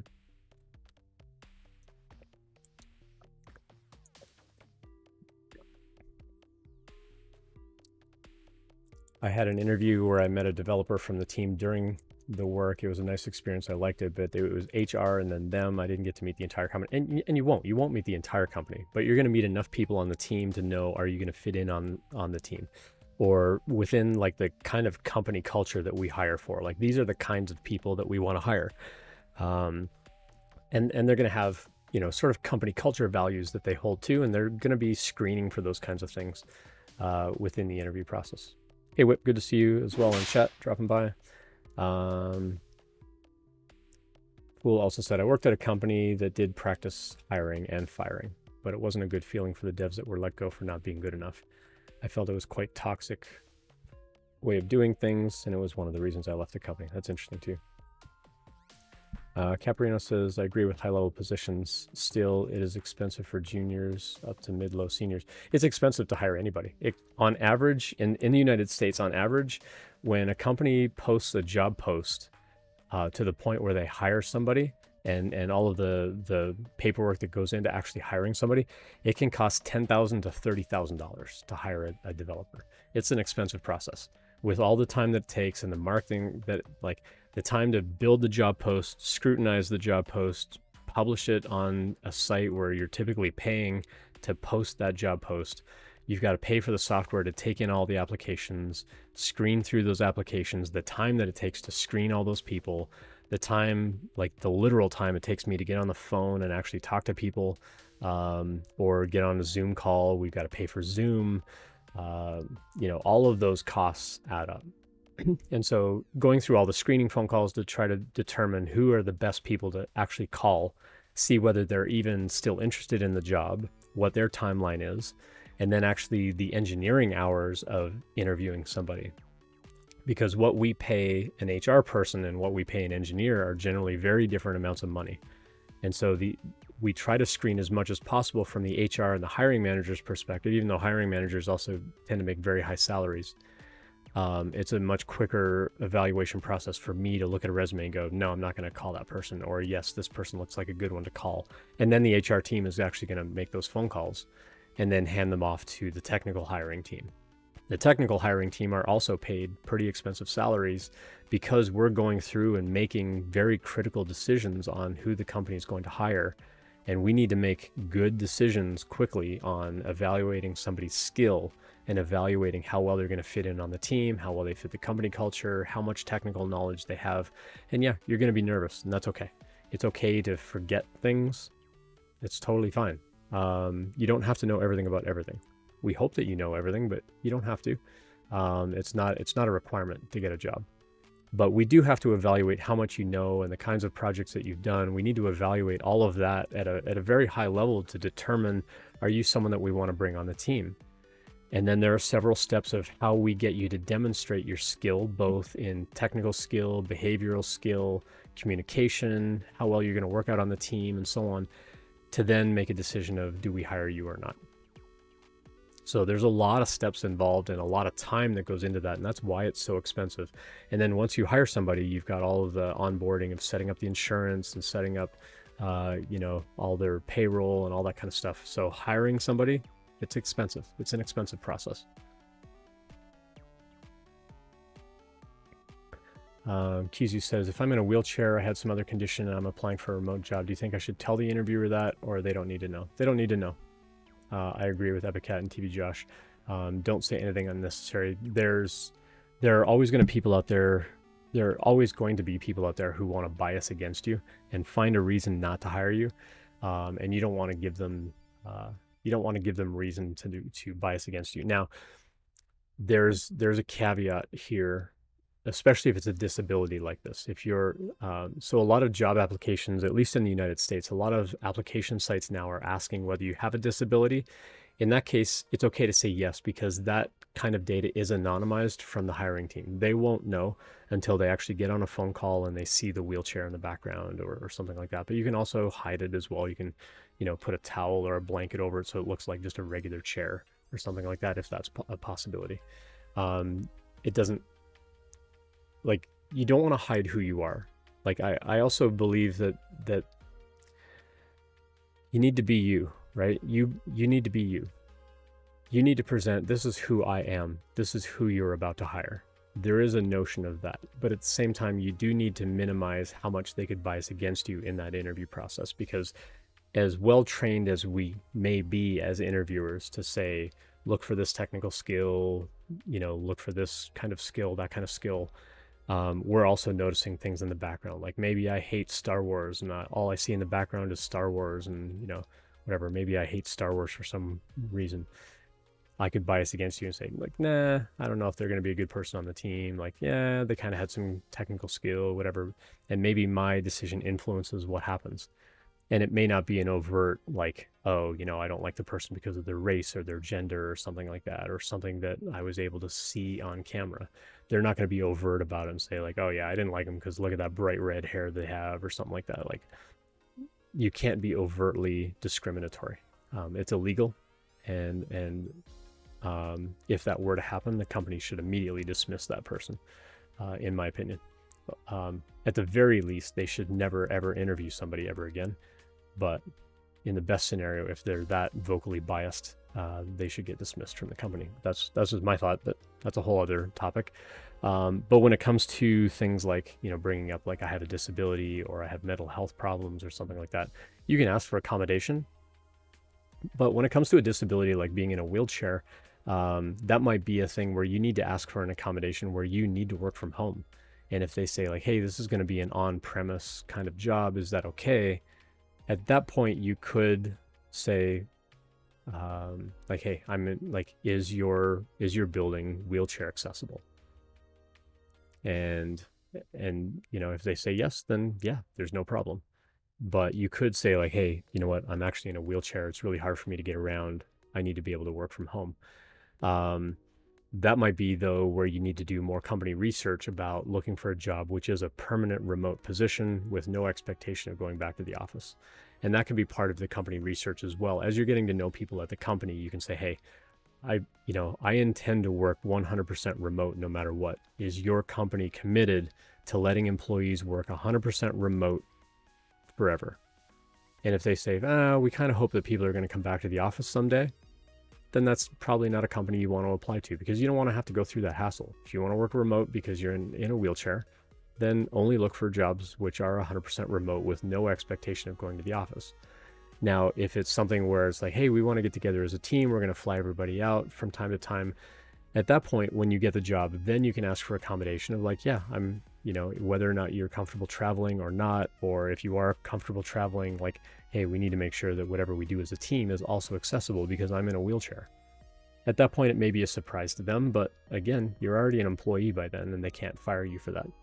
And so I wouldn't worry too much about it, but you don't want to give them too many things that they can discriminate against you during the interview process as much as possible. But there is a balance between like hiding who you are and being like overt about who you are. Like, you know, I'm clearly in a wheelchair. But again, I think it's important that you show them who you are. I mean, you're bringing that whole self to the job, and that's part of who you are. I don't know that it's necessarily something you need to hide or say like, oh, I can't get on a Zoom call, you know, all I have is audio. Like they still want to be able to meet you and have that conversation with you. During the interview process, they might be okay with not doing a Zoom call and actually seeing your face. But at some point, they're going to want to sort of like meet you and see who you are and see who they're actually interviewing. And so, you know, it's going to come up at some point. But you don't have to give them any information as to why you're in a wheelchair either. It's like, oh, they're in a wheelchair. Okay. Like for me, that wouldn't be a problem, because every office I've ever worked at, I've always made sure that it was also accessible to everybody and that we had desks that could like move up and down to accommodate, and that, you know, there was actually room around the desks to move a wheelchair and things like that.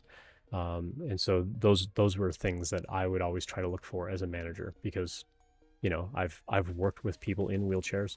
I've worked around other people with different disabilities, and they need to be accommodated every bit as much as everyone else. So I would say don't be afraid to ask for accommodations. And on the application form, if it asks if you have a disability, you can be honest on those, because that gets hidden from the recruiting team. I don't know how it actually plays into the algorithm, because there are certain like accessibility and discrimination laws about you know, hiring people on the team and things like that for you know, they need to make sure that people aren't being discriminated against for certain things. So there may be some sort of feedback in how you've answered that question, whether you actually got the job and things like that, that could feed back into the company. I'm not sure how that side of it would work. That would be an interesting question for someone in an HR team. Like, what do they actually do with that data, or when do they actually get to see that data, you know, things like that. Prabhat Exit Zero, good to see you as well. Thanks for dropping by chat and giving some blinking lights. Always excited to see new people dropping by chat. We got about 25 viewers in here so far. I've been going about an hour and a half, and we've had some really excellent questions coming in, so appreciate all that. Let me go double check a few things here on this side. We're building out our clips for the day. We are building out our clips for sure. I'm gonna have to go back and double check the timestamps on these, make sure that that offset worked okay. But yeah, welcome. Hey, appreciate the follow as well. Thank you. So yeah, so this is what I like to do on my stream. So I like to just kind of offer my perspectives and thoughts as a hiring manager, as a professional interviewer, like the kinds of things that I would look for and things that I like to help people out with as far as sharing that knowledge with other folks. So appreciate the follows and appreciate everybody asking great questions. These are fantastic. Keep them coming. Also, if you'd like to ask an anonymous question, if you want to ask a question on the stream and you don't want your name to show up, you can actually send a whisper over to my bot over here. you can send a whisper to the bot and it'll actually show up in chat as an anonymous question. And I'm happy to address those as well. You can also send me a direct message on Twitch. You can send me a message on all of the social platforms, LinkedIn, Twitter, Instagram. I'm the same username on all those platforms. We've got a Discord community that you can go join as well. And you can send me a private message on Discord if you like as well. And what I tend to do is I'll answer your question as best I can in whatever form you connect with me. And then sometimes I'll take that question and reword it and rephrase it and put it into an anonymous questions channel on Discord. And then occasionally on a stream like this, I'll pull up a question or two and say, hey, by the way, we had an anonymous question come in. This is what it was about. And sometimes I'll reword it and rephrase it a little bit or summarize it a little bit shorter, things like that. And then we'll address that on the stream for everybody to hear, because I'm also a big believer in making sure that your question can get answered, but also that other people who may have the same question also see like, oh, I also had a question that was similar to that. Because if you've got that question, so does somebody else. And so I think it's a good thing to share that knowledge. And so I do occasionally bring up these questions as anonymous questions. So please know that if we have a private discussion, I'm going to leave your name out of it and I'll summarize things in a way that's not going to identify like, oh, I had somebody ask specifically about this job or something like that, but I'll summarize it like someone asked an anonymous question about how to interact with their manager or something like that. And so as best I can, I will anonymize the context of it. And if I can't anonymize it enough, then it won't go into that channel. But a lot of the questions that are in the anonymous questions channel on Discord are actually coming from folks like you. And so I get asked all the time, different kinds of questions on different forums and so on. And I gradually grab those questions and I pop them in that spot on Discord, just so I can occasionally draw a question to ask here on the stream.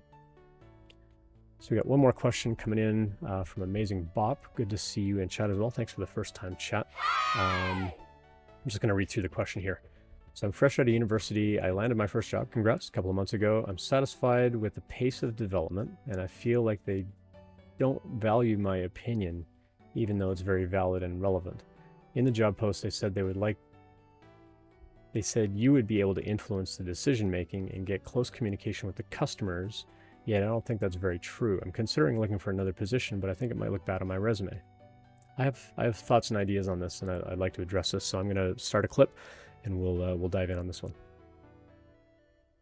We had another really good question come in chat. I love that the community's got no shortage of questions, so please keep them coming. This question's a little bit long, so I'm going to summarize it a little bit. Basically, they're fresh out of university in their first tech job, and congrats on that. And they're not satisfied with the pace of the development and feel like their opinion and so on aren't being valued on the team. The job post that they applied to said that they would be able to contribute to discussion and decision making and having close communication with the customer, and that's not panning out. What do? They're thinking about looking for another job. Is that going to look bad on the resume? So a couple of things I would do here. First and foremost, you need to have a conversation with your manager and let them know, based on the job post that you applied to, you don't feel that this is happening. One thing I would look at here is how long has it been since you started the job? And like, has it been a month or 2 months, or have you been there like 8 months and you feel like this isn't happening?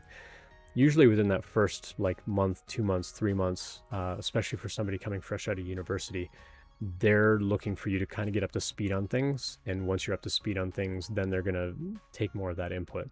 But if you feel like you're offering that input now and it's being dismissed, then that's something you need to address with your manager and let them know, hey, I'm bringing up these ideas in meetings and I'm just getting talked over, or my input is being completely ignored, or, people are being condescending and they're like ignoring my remarks, or they're like, you need to explain that to your manager so that your manager can address it. That's why you need to have regular meetings with your manager to give them that kind of feedback and let them know how you're feeling. That's a pretty necessary step. If you just walk in one day and say, I quit, that's very surprising to the team. When it's in this scenario, this is something that could be fixed. And so this is something that as a manager, I would want to repair on my team and say, hey, this person's opinion is also valid. Let's sit down. Let's figure out why this is happening. I'm probably going to have other conversation with my team leads then and say, hey, by the way, we need to make sure that everybody's opinions on the team are heard. Now, as a manager, I'm not going to go to them and say, hey, this one specific person says that they're feeling ignored. That's not my job as a manager. It's not my job to sort of point the finger at you and say, you know, this person on the team is complaining, blah, blah, blah. That's not being a good manager. A good manager would say, hey, in the meeting, like I'm going to sit down with my team leads and I'm going to ask them, hey, in a meeting, how are you taking input from everyone on the team? How are you evaluating the input from everyone on the team and deciding whether their input is valid or not? Explain your process to me. And I'm going to get them to tell me what they do. And then as a manager, I'm going to say, here's my expectation. As a manager, my expectation is that you're going to do this and this and this, and I expect that to be followed.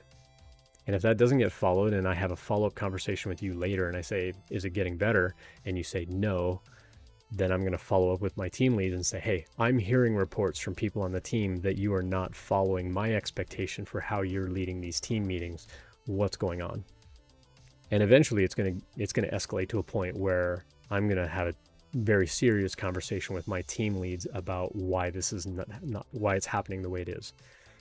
So from your perspective, your responsibility is to have that conversation with your manager and say, the job post said I would be having customer interaction and that my input and so on would be valued as part of the team.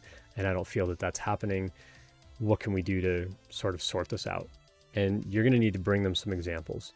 And you need to say, like, is this something that you can address with the team leads without calling me out personally, but address it with the team leads to where they know that they're supposed to be taking input from everybody and be able to treat our input as valid and so on. Again, though, it does depend a little bit on how new you are in the role. If you just started there a month ago, they're probably still expecting you to get up to speed, and so you might not have the full context and picture of like why they do things the way that they do. If you've been there a really long time though, and you feel that you have that context, then that's a little bit different. But again, that's a conversation you need to start with your manager. And then in an ideal organization, you would be having one-on-ones with your manager, but you'd also have some kind of check-in or synchronization meeting with your team lead. And I would also start to address it with the team lead and say, hey, by the way, when I'm in that meeting and I gave that suggestion, I kind of felt really dismissed. And I'm just kind of curious why that is, because my understanding was that my input would be relevant on the team, that I would be able to share ideas and so on. And I don't feel like I'm contributing well to the team because I'm feeling this, and kind of get their input on it as well. And that it might be a wake-up call to them going, oh, I didn't realize that I was making you feel that way. I apologize for that. So that would be the first thing I would do, is I would address it with your manager and then also address it with your team lead as well, because I think that those are important things to address at a managerial level. But if you just walk in one day and say, this isn't what I expected, you're not meeting, you know, what the job post was all about, so I'm out of here, I found another job. Now you're leaving, and that could look bad on a resume when this is something that you could absolutely address at a managerial level. So I would start the conversation there, and then if it doesn't happen, then it's not a surprise to them when you leave. But as a manager, this is absolutely something that I could correct if you bring it to my attention. So I would start there. Nate550, appreciate the raid. Thanks for that. So I generally try to ignore raids and follows when I'm in the middle of answering a question, because I do take those out as little clips for podcast and YouTube shorts and things like that. So apologies for ignoring it the moment it came in, but hey, I appreciate that. I'm going to give you some blinky lights. Thanks for all the raiders coming in. Appreciate that. Nate550, what was your stream about? Hope you had a good stream. You know, what are you up to on this fine day? What are y'all up to? Let's go take a look at Nate550. What's Nate550 up to?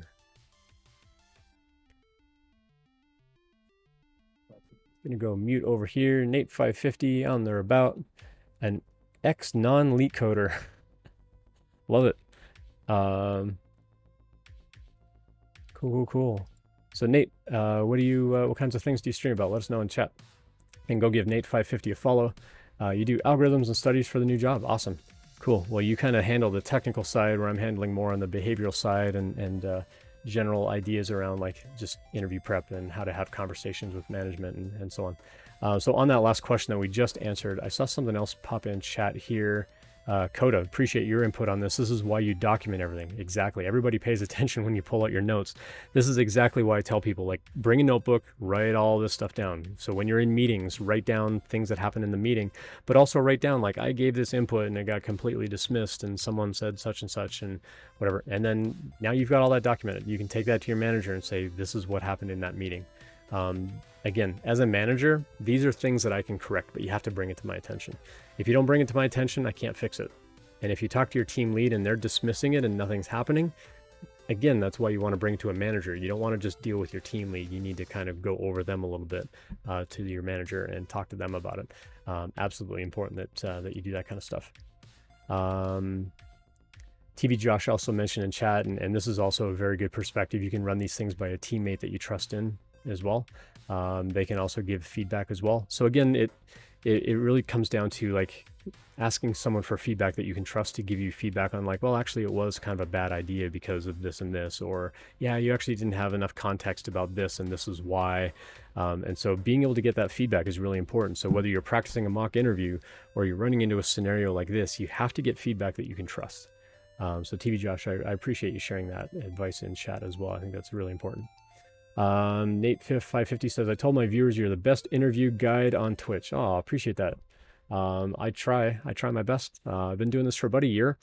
So we just raised a whole bunch of money for diversity in tech. I gave that money away on Friday to a group in San Francisco when I was in town. I met with them for coffee and gave them a check for $3,500, and my employer's pitching in another $1,500 on top of that.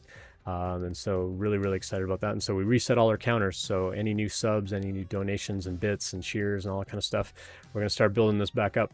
And I think we're going to give it away at the end of the year, and then we'll just do a calendar year from now on. So I started streaming last July, and I basically counted everything that I've done over the last year, summed all that up, and it came to about 18, yeah, a little over $1,700.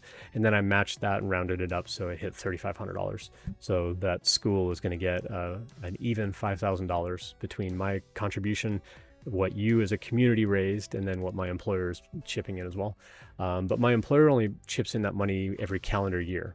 And so you can split it out over the calendar year, but I'm going to get them to give that full amount in this calendar year. And so that's not going to reset until January. So what I'm thinking is I might do another fundraiser through the end of the year, give that money away in December, and then starting in January, when that calendar year resets for my employer, is we're just going to reset and have them match that $1,500 throughout the course of the year as well. So yeah, it's going to be fun to do that. And as part of that fundraiser that we did in May, I was giving away those articulated 3D printed dragons. I'm not sure yet what the fundraiser is going to be, but we'll probably do that giveaway starting in October. And so generally, like every time I stream, we do some kind of giveaway and give things away. That giveaway will probably be October. But aside from that, I'm like 3D printing a different kind of dragon right now. So I'm playing around with different kinds of filaments and plastics, and I'm going to like get into painting them. And so I'll be covering this with just a flat base coat of something and then like get in and paint them. But then sometimes you don't even need to paint it because the filament itself looks really amazing. This is a super, super dark blue. But this is basically that model of that dragon.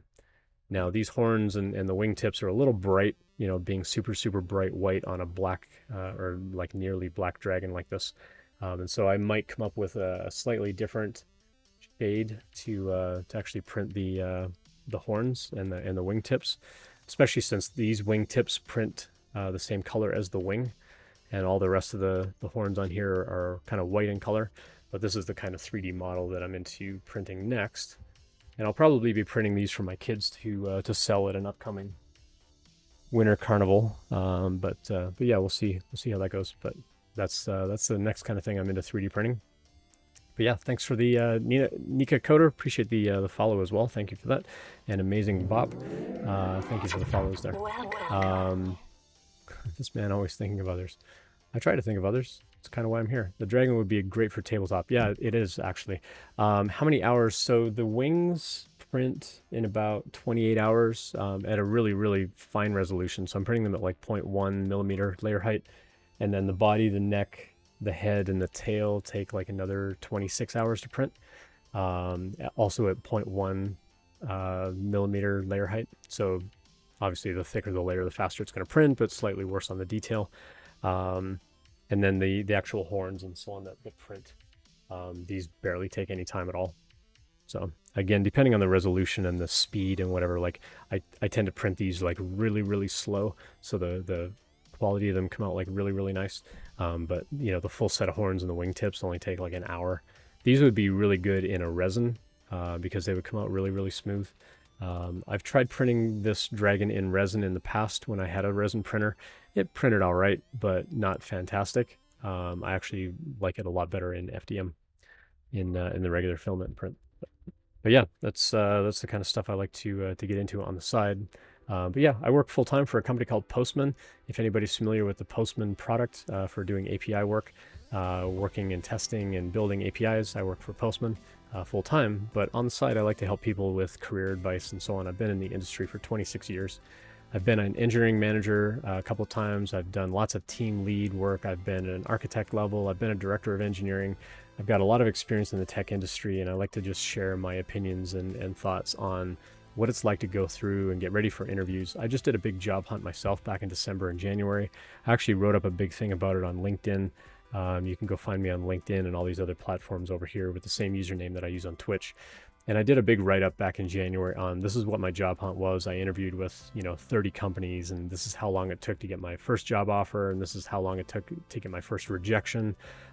This was the fewest number of interviews it took to get an offer, and the most interviews it took to get an offer, and the least and most interviews before I got rejections. And like I really broke down all the stats on all that stuff, and also called out a couple of companies that had like really amazing interview processes and so on, and talked about my offers and the whole bit. So it's a big, long, chunky post that you can go check out on LinkedIn. And I wrote it up just to help people out. Like, know that if you're in the job hunt, you're not in it alone. But not enough people talk about what they're going through in the job hunt and like talking about the rejections. Like generally all you see on LinkedIn or Twitter is like, oh, I got rejected, or oh, I got a job, but not like, what has that process been like for you? And so I wanted to really document like what that process was. And in my live stream, I was showing like, here's how I use Trello to kind of keep track of all the interviews and all the, company research that I was doing, and like how I would actually research the people that were going to be interviewing me, so that I could bring that kind of stuff up in conversation.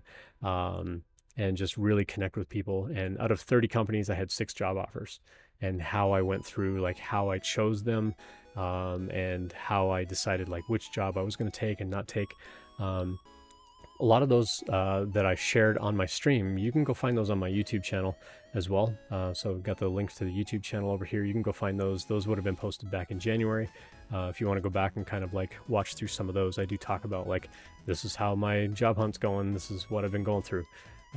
Because I believe it's really important to be transparent about that kind of stuff, especially, for someone who helps others go through interviews.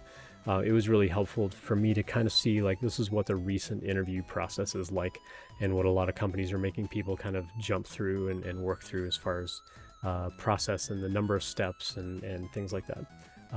And so I think it's important that we talk about it, and it's important that we share that knowledge with one another so that we all get better. So that's the whole tagline to my whole channel, is share what you know and we all win. And so I'm a big, big fan of just sharing knowledge with one another and helping each other get better. At the same time, I like to not be the only person on my stream sharing that opinion and input. So I am looking for folks, especially folks in 100 devs. If you actually want to come on the stream as a guest, I'm looking for people to have on the stream to talk about what your job hunt journey has been like.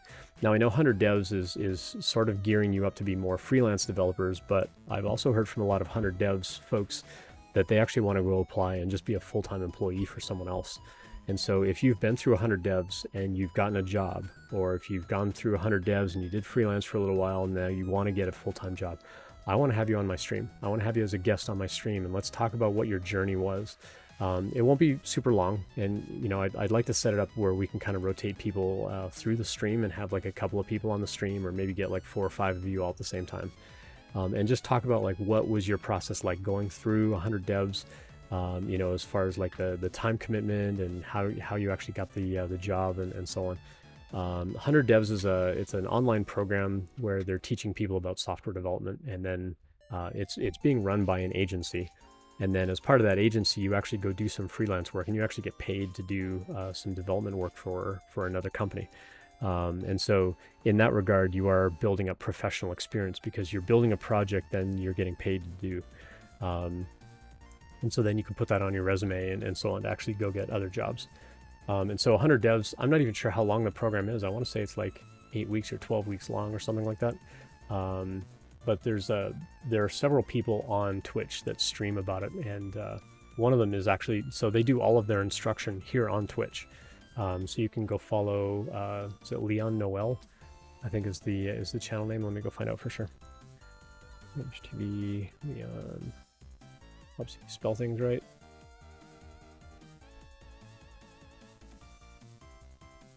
Nope, that's not the right channel. I do want to find it and drop it in here. But they basically do all of their instruction on Twitch. I think it's free to join.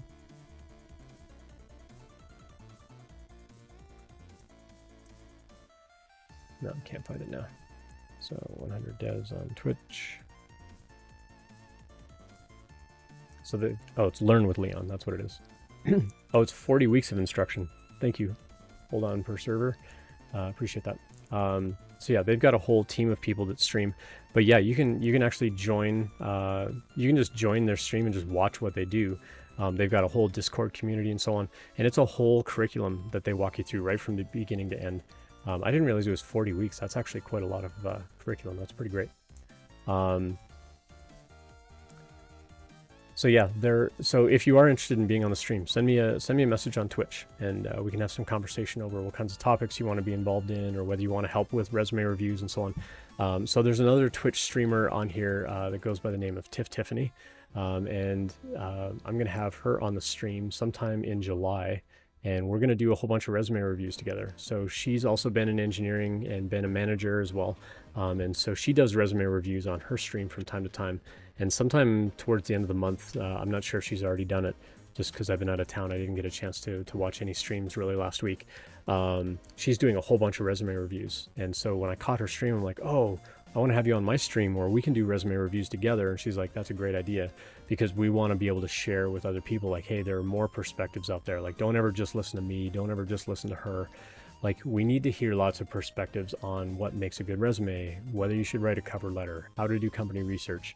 And so I really appreciate hearing other people's perspectives on that as well.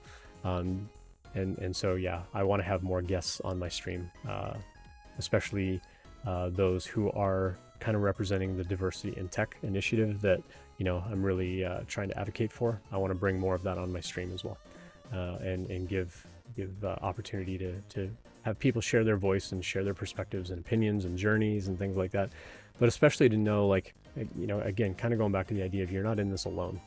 If you're job hunting, if you're looking for a job, or if you're on the job and you're struggling, you're not doing it alone. There are other people going through exactly what you're going through, or there are people in the community here who have gone through what you're going through and maybe have some ideas and thoughts on how to sort of work through it and how to get out of it, and so on. The answer is not always to quit your job, but I think a lot of it does start with communication around how do you communicate what you're going through and communicate that in an effective way, especially with management, to where it's potentially something that they can fix, because that's their job as your managers is to try to fix that kind of thing. And if they don't fix it, then you can leave, because, you know, they chose not to fix it.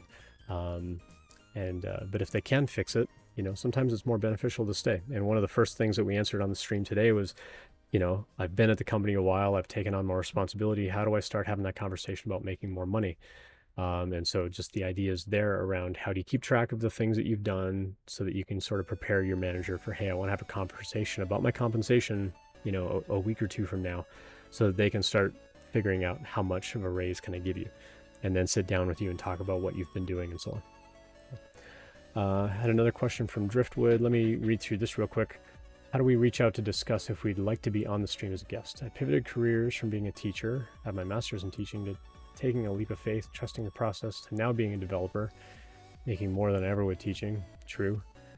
Due to my strong passion for education, I part-time work with being a teacher assistant at University of Minnesota Full Stack Bootcamp. Awesome.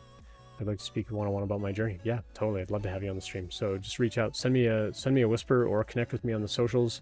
You can connect with me on LinkedIn over here. Sorry for the double tap on the button there.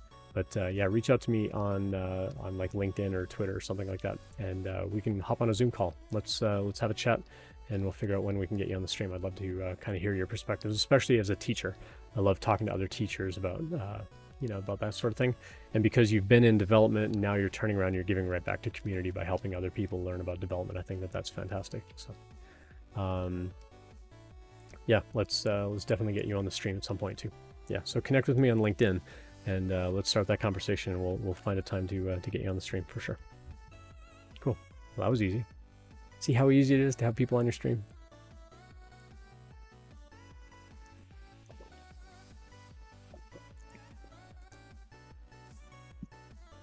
I went through brain radiation through it all as well. I'd like to connect. Yeah, awesome. Yeah, it'd be really cool to hear your journey and kind of hear about the things that you went through and kind of that journey into tech.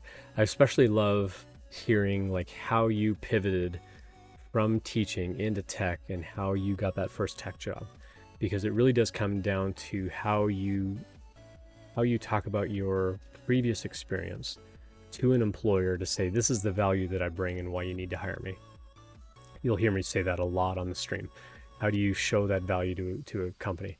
And I think that's an important thing to kind of hear, because sadly, yes, I agree, our education system is failing teachers as far as like teaching them what they're worth, paying them what they're worth, because they play such an integral part in the overall education of people.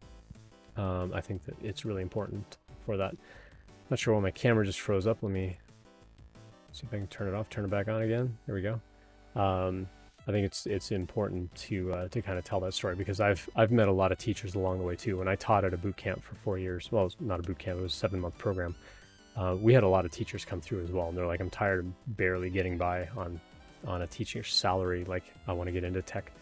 And we saw a lot of people come through from an education background.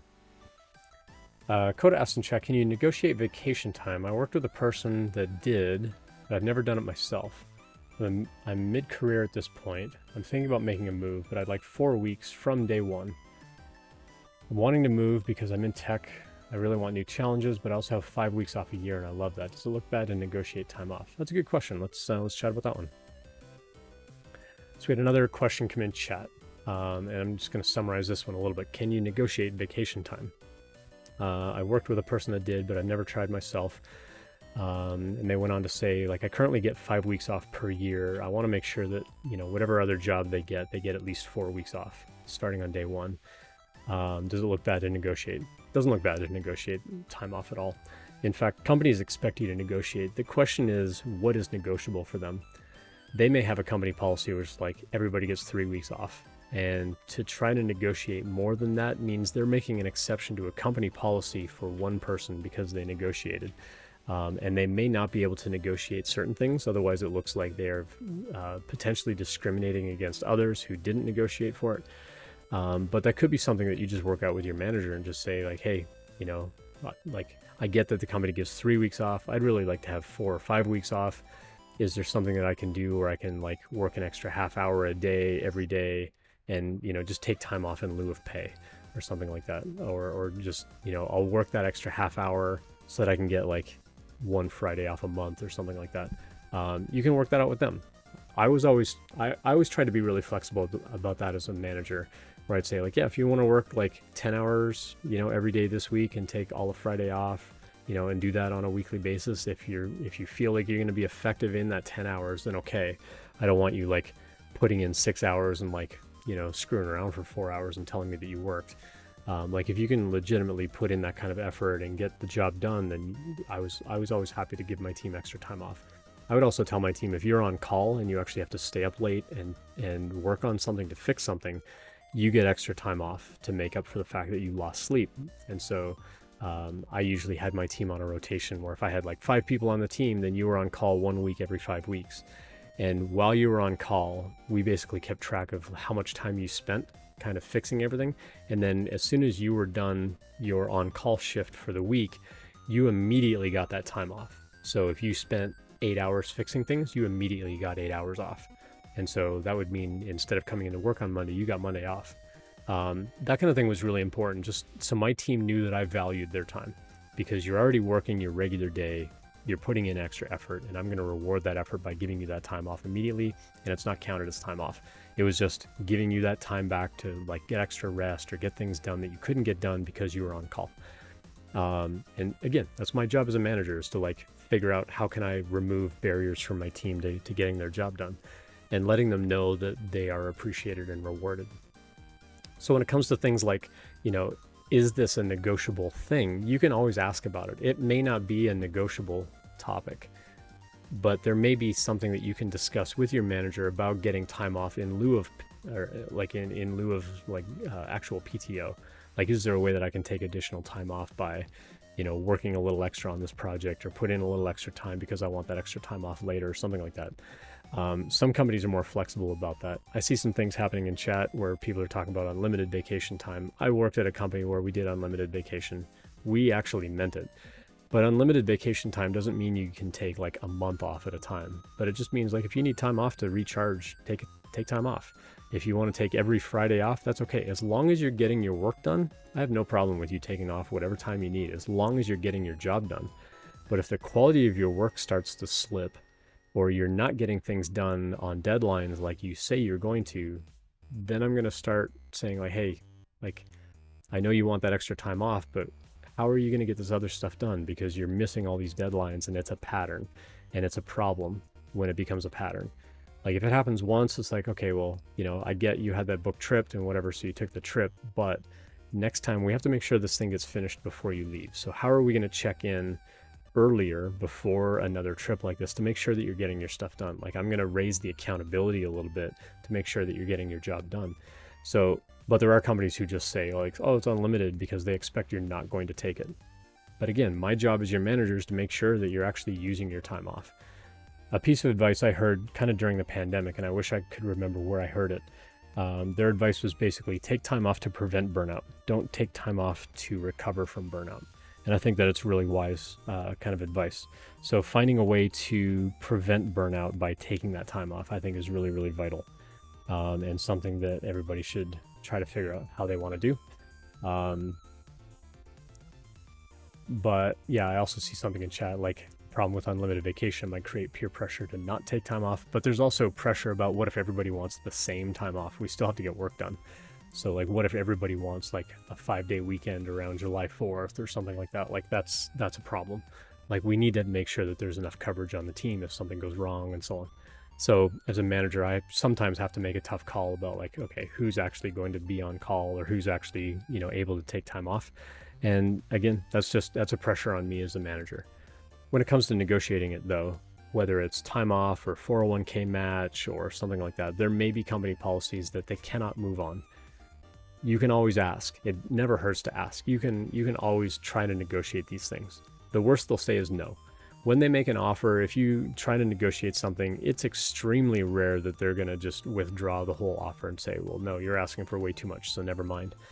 If you're doing it respectfully and you're doing it with reasons why, and emphasis on the respectful part, like if you're not just saying like, no, I want more time off and I want, more money and I want more of this and more of that, and you're not explaining, because I'm bringing this value to the team, it's important that I have time to recharge, and so I prefer to take extra vacation time, or my life, the way that I kind of structure what I do as work, I work in a way where I can take every Friday off or something like that throughout the year, and so I'm going to need at least this many vacation days or something in order to do that, because I'm going to be making this kind of impact and this kind of work on the team, or this kind of effort or whatever.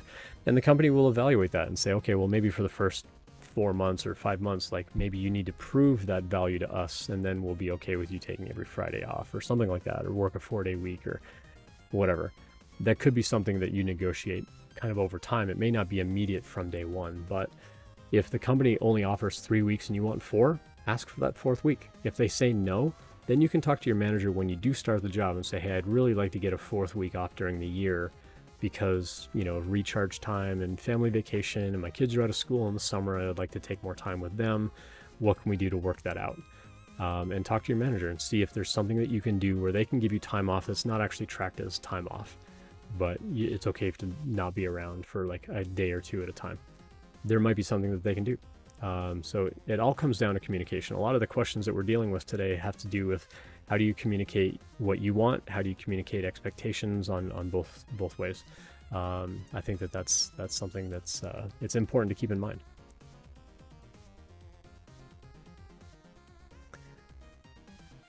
Coda followed up. That's exactly what I need. That's exactly why I need the time off. In tech, we almost work on an on-call mode. Time off helps me recharge. Yeah, exactly. So you can bring that up. I haven't heard of too many companies that are like, well, the whole company gets 3 weeks off, but if you're in development, you get like 5 weeks off, because they understand that it's a more stressful job. Because again, they don't want to make it sound discriminatory to others in the company. But I would say chat with the manager, chat with the recruiter about it, and find out. And say like, hey, is it possible to get a 4th week? You could even ask them about that before you even get too far into the interview process, to where it's not even a negotiation topic. You can just ask straight up, like, is it possible to get a 4th week? They may just make a note of that, and that'll be in your offer letter when it's ready. And if it doesn't, then you can say like, hey, I had talked to the recruiter about getting a 4th week of time off. Like, what would need to happen for that? And find out from them what they think. Rip Artist, good to see you in chat. Says my wife has major anxiety when she needs to take vacation. She fears the disaster she might come back to. Yep, I've been there. And that's not your problem. It's not her problem.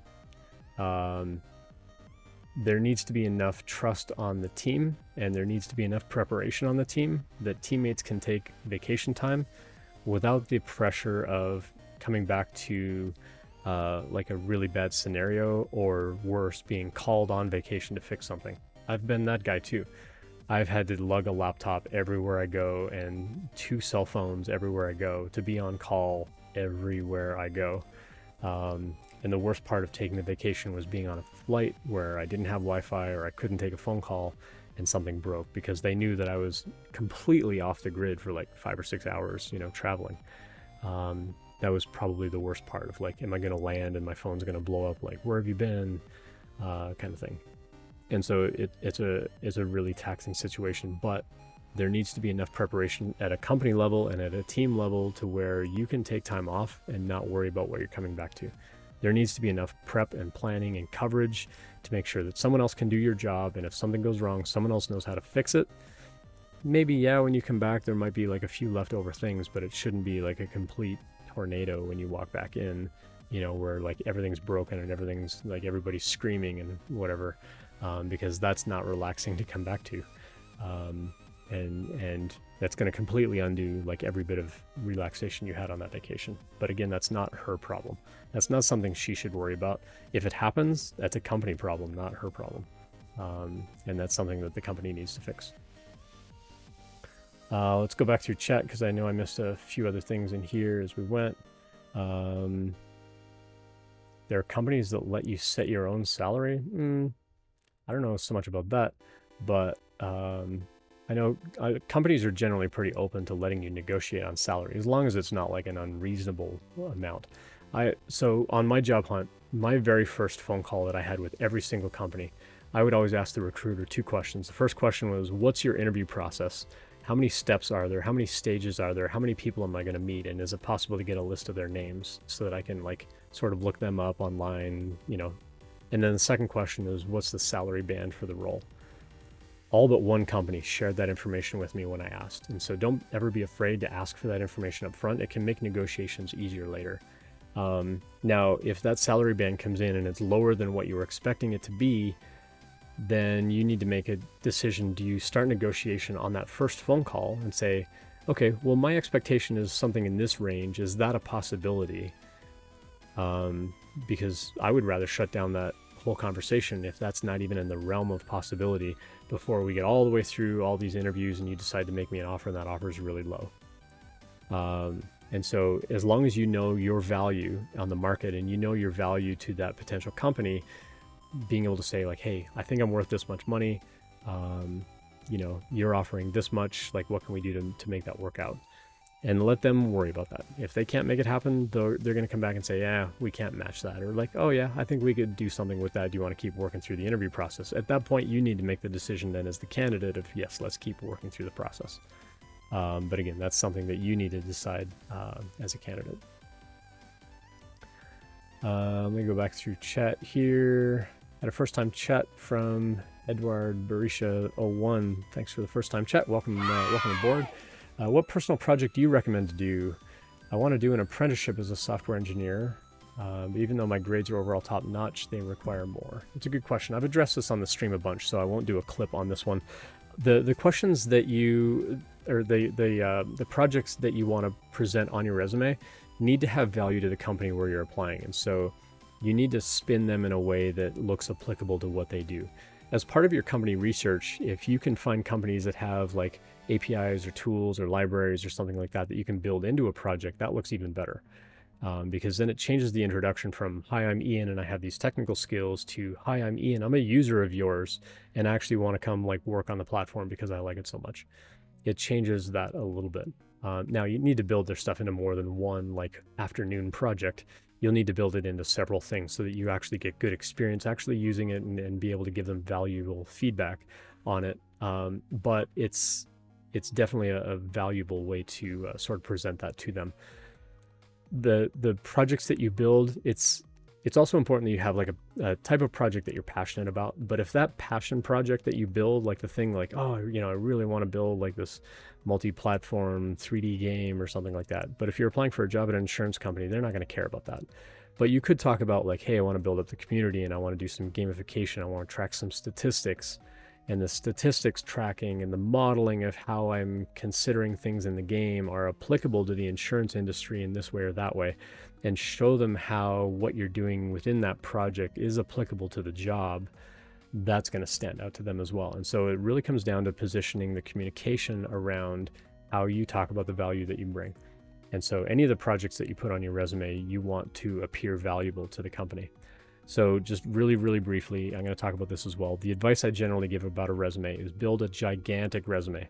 Put every job, every skill, every library, every piece of technology you've ever built with, worked with, every project you've ever done. Give me lots of bullet points about how you were involved in that project, why you built the project, what kinds of technologies you use, what did you learn during that project. Every job you've ever had, give me lots of bullet points about how you worked on a team, the impact that you had on the team, things that you did that impacted the team or the company in some way. Give me lots of bullet points. It's going to be enormous, and that's okay. I know we tell people like make a one-page resume, but I'm getting there. Make an enormous resume. Now, when you go to apply for a job, you're going to take a look through that job post, and with your company research, you're going to find out what's important to that company. You're going to take a copy of that big resume, and you're going to trim out everything that that company doesn't care about. It's like, oh, they don't care about gaming, so I'm going to take off that game project. They don't care about 3D modeling, so I'm not going to put any 3D printing stuff on there. They don't care about this or that. I'm going to strip all that stuff out. Well, guess what? Now you're probably close to one page, so now you need to figure out, okay, well, which bullet points do I keep on there? Which ones can I remove? To bring it down to one page of just the most relevant stuff for that company. And now you've got a customized resume for them. It's a lot faster to trim stuff out and trim it back down to one page than to build a one-page resume specific to a company. And that's why a lot of people, they try to come up with like the perfect resume that you can just send to everybody. But when you send a generic resume like that to a company, they know it's a generic resume because it doesn't show a ton of value to them other than the technical skill that you bring. But if you start with that really big resume and trim it down to one page when you apply for that job, now you've got a customized resume specific to that company that you can then bring another copy if they need another copy. You've got that specific resume for that company. And guess what? If they don't hire you, they've got competition, and you've already got a tailored resume for that industry, for that kind of role, that you can then use that resume to apply to other companies in that same industry. So go find out who their competition is. You're probably going to find that through your research anyway. Go apply to all of their competition too, and say like, yeah, I built their tool into this project, but I'd really rather work for you. I like your API better, or I like this tool a little bit better. But there's no shame in saying like, oh yeah, I built their stuff into a project, but I want to come work for you. They may look at that and go, oh, you like our stuff better, and we're going to be better than them because we're going to hire you instead of them. There may be some of that too. So go apply at all of their competition. That just increased the number of companies that you can go apply to with that resume. So start with a big resume, trim it down, and then you can apply out from there. But the resume or the projects that you keep on that resume are going to be really specific to that company because you want to show that value to that company.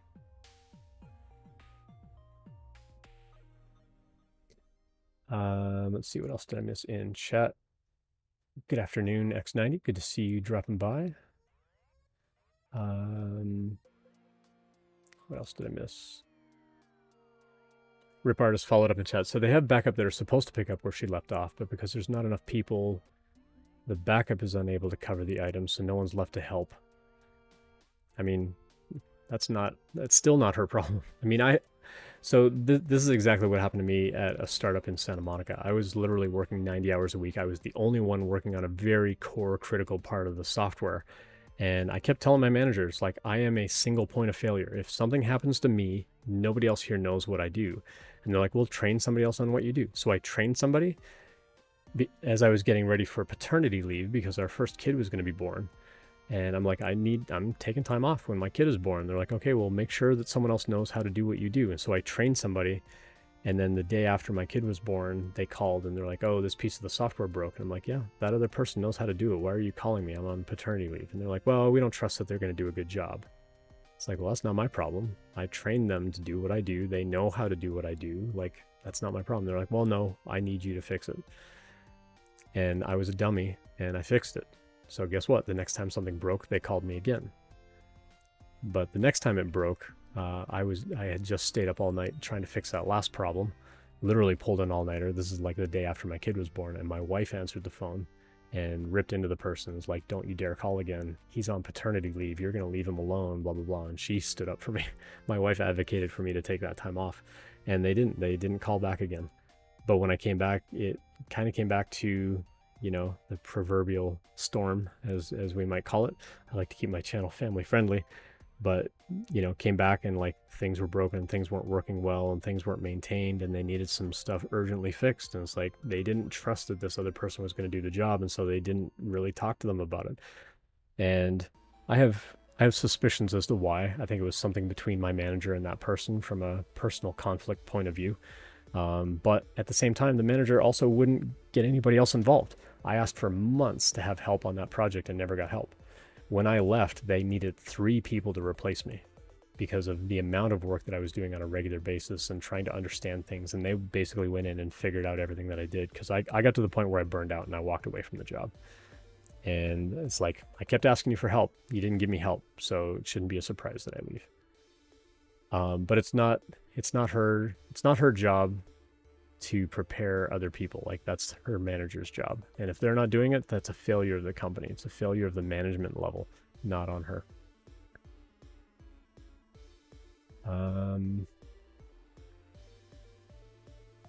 So just following up on Edward's question, the thing is, the competition here in Switzerland is incredible. More than 50% of the people will go to an apprenticeship instead of high school. That's interesting. So yeah, I mean, competition, I mean, that's always going to drive a lot of things as well. But you still need to come up with projects and whatever that company is going to care about. That's how you're going to position yourself above the competition, is by building things that company is going to care about. If you're just building generic projects and only things that you're interested in, then you're not showing the value you bring to that company. And that's what's going to make them want to interview you and hire you.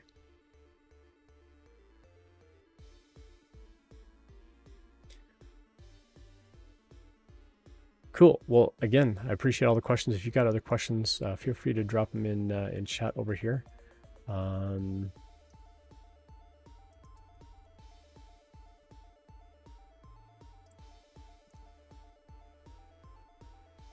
see what else we got going on here today.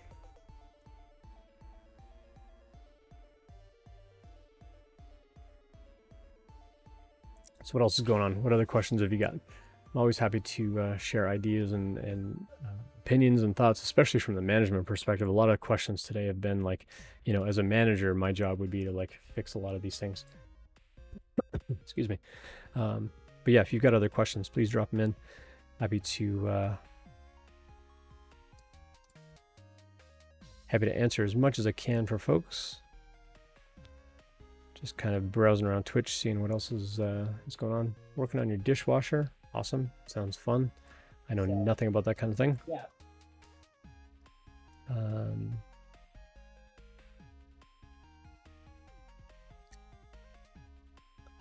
Cool.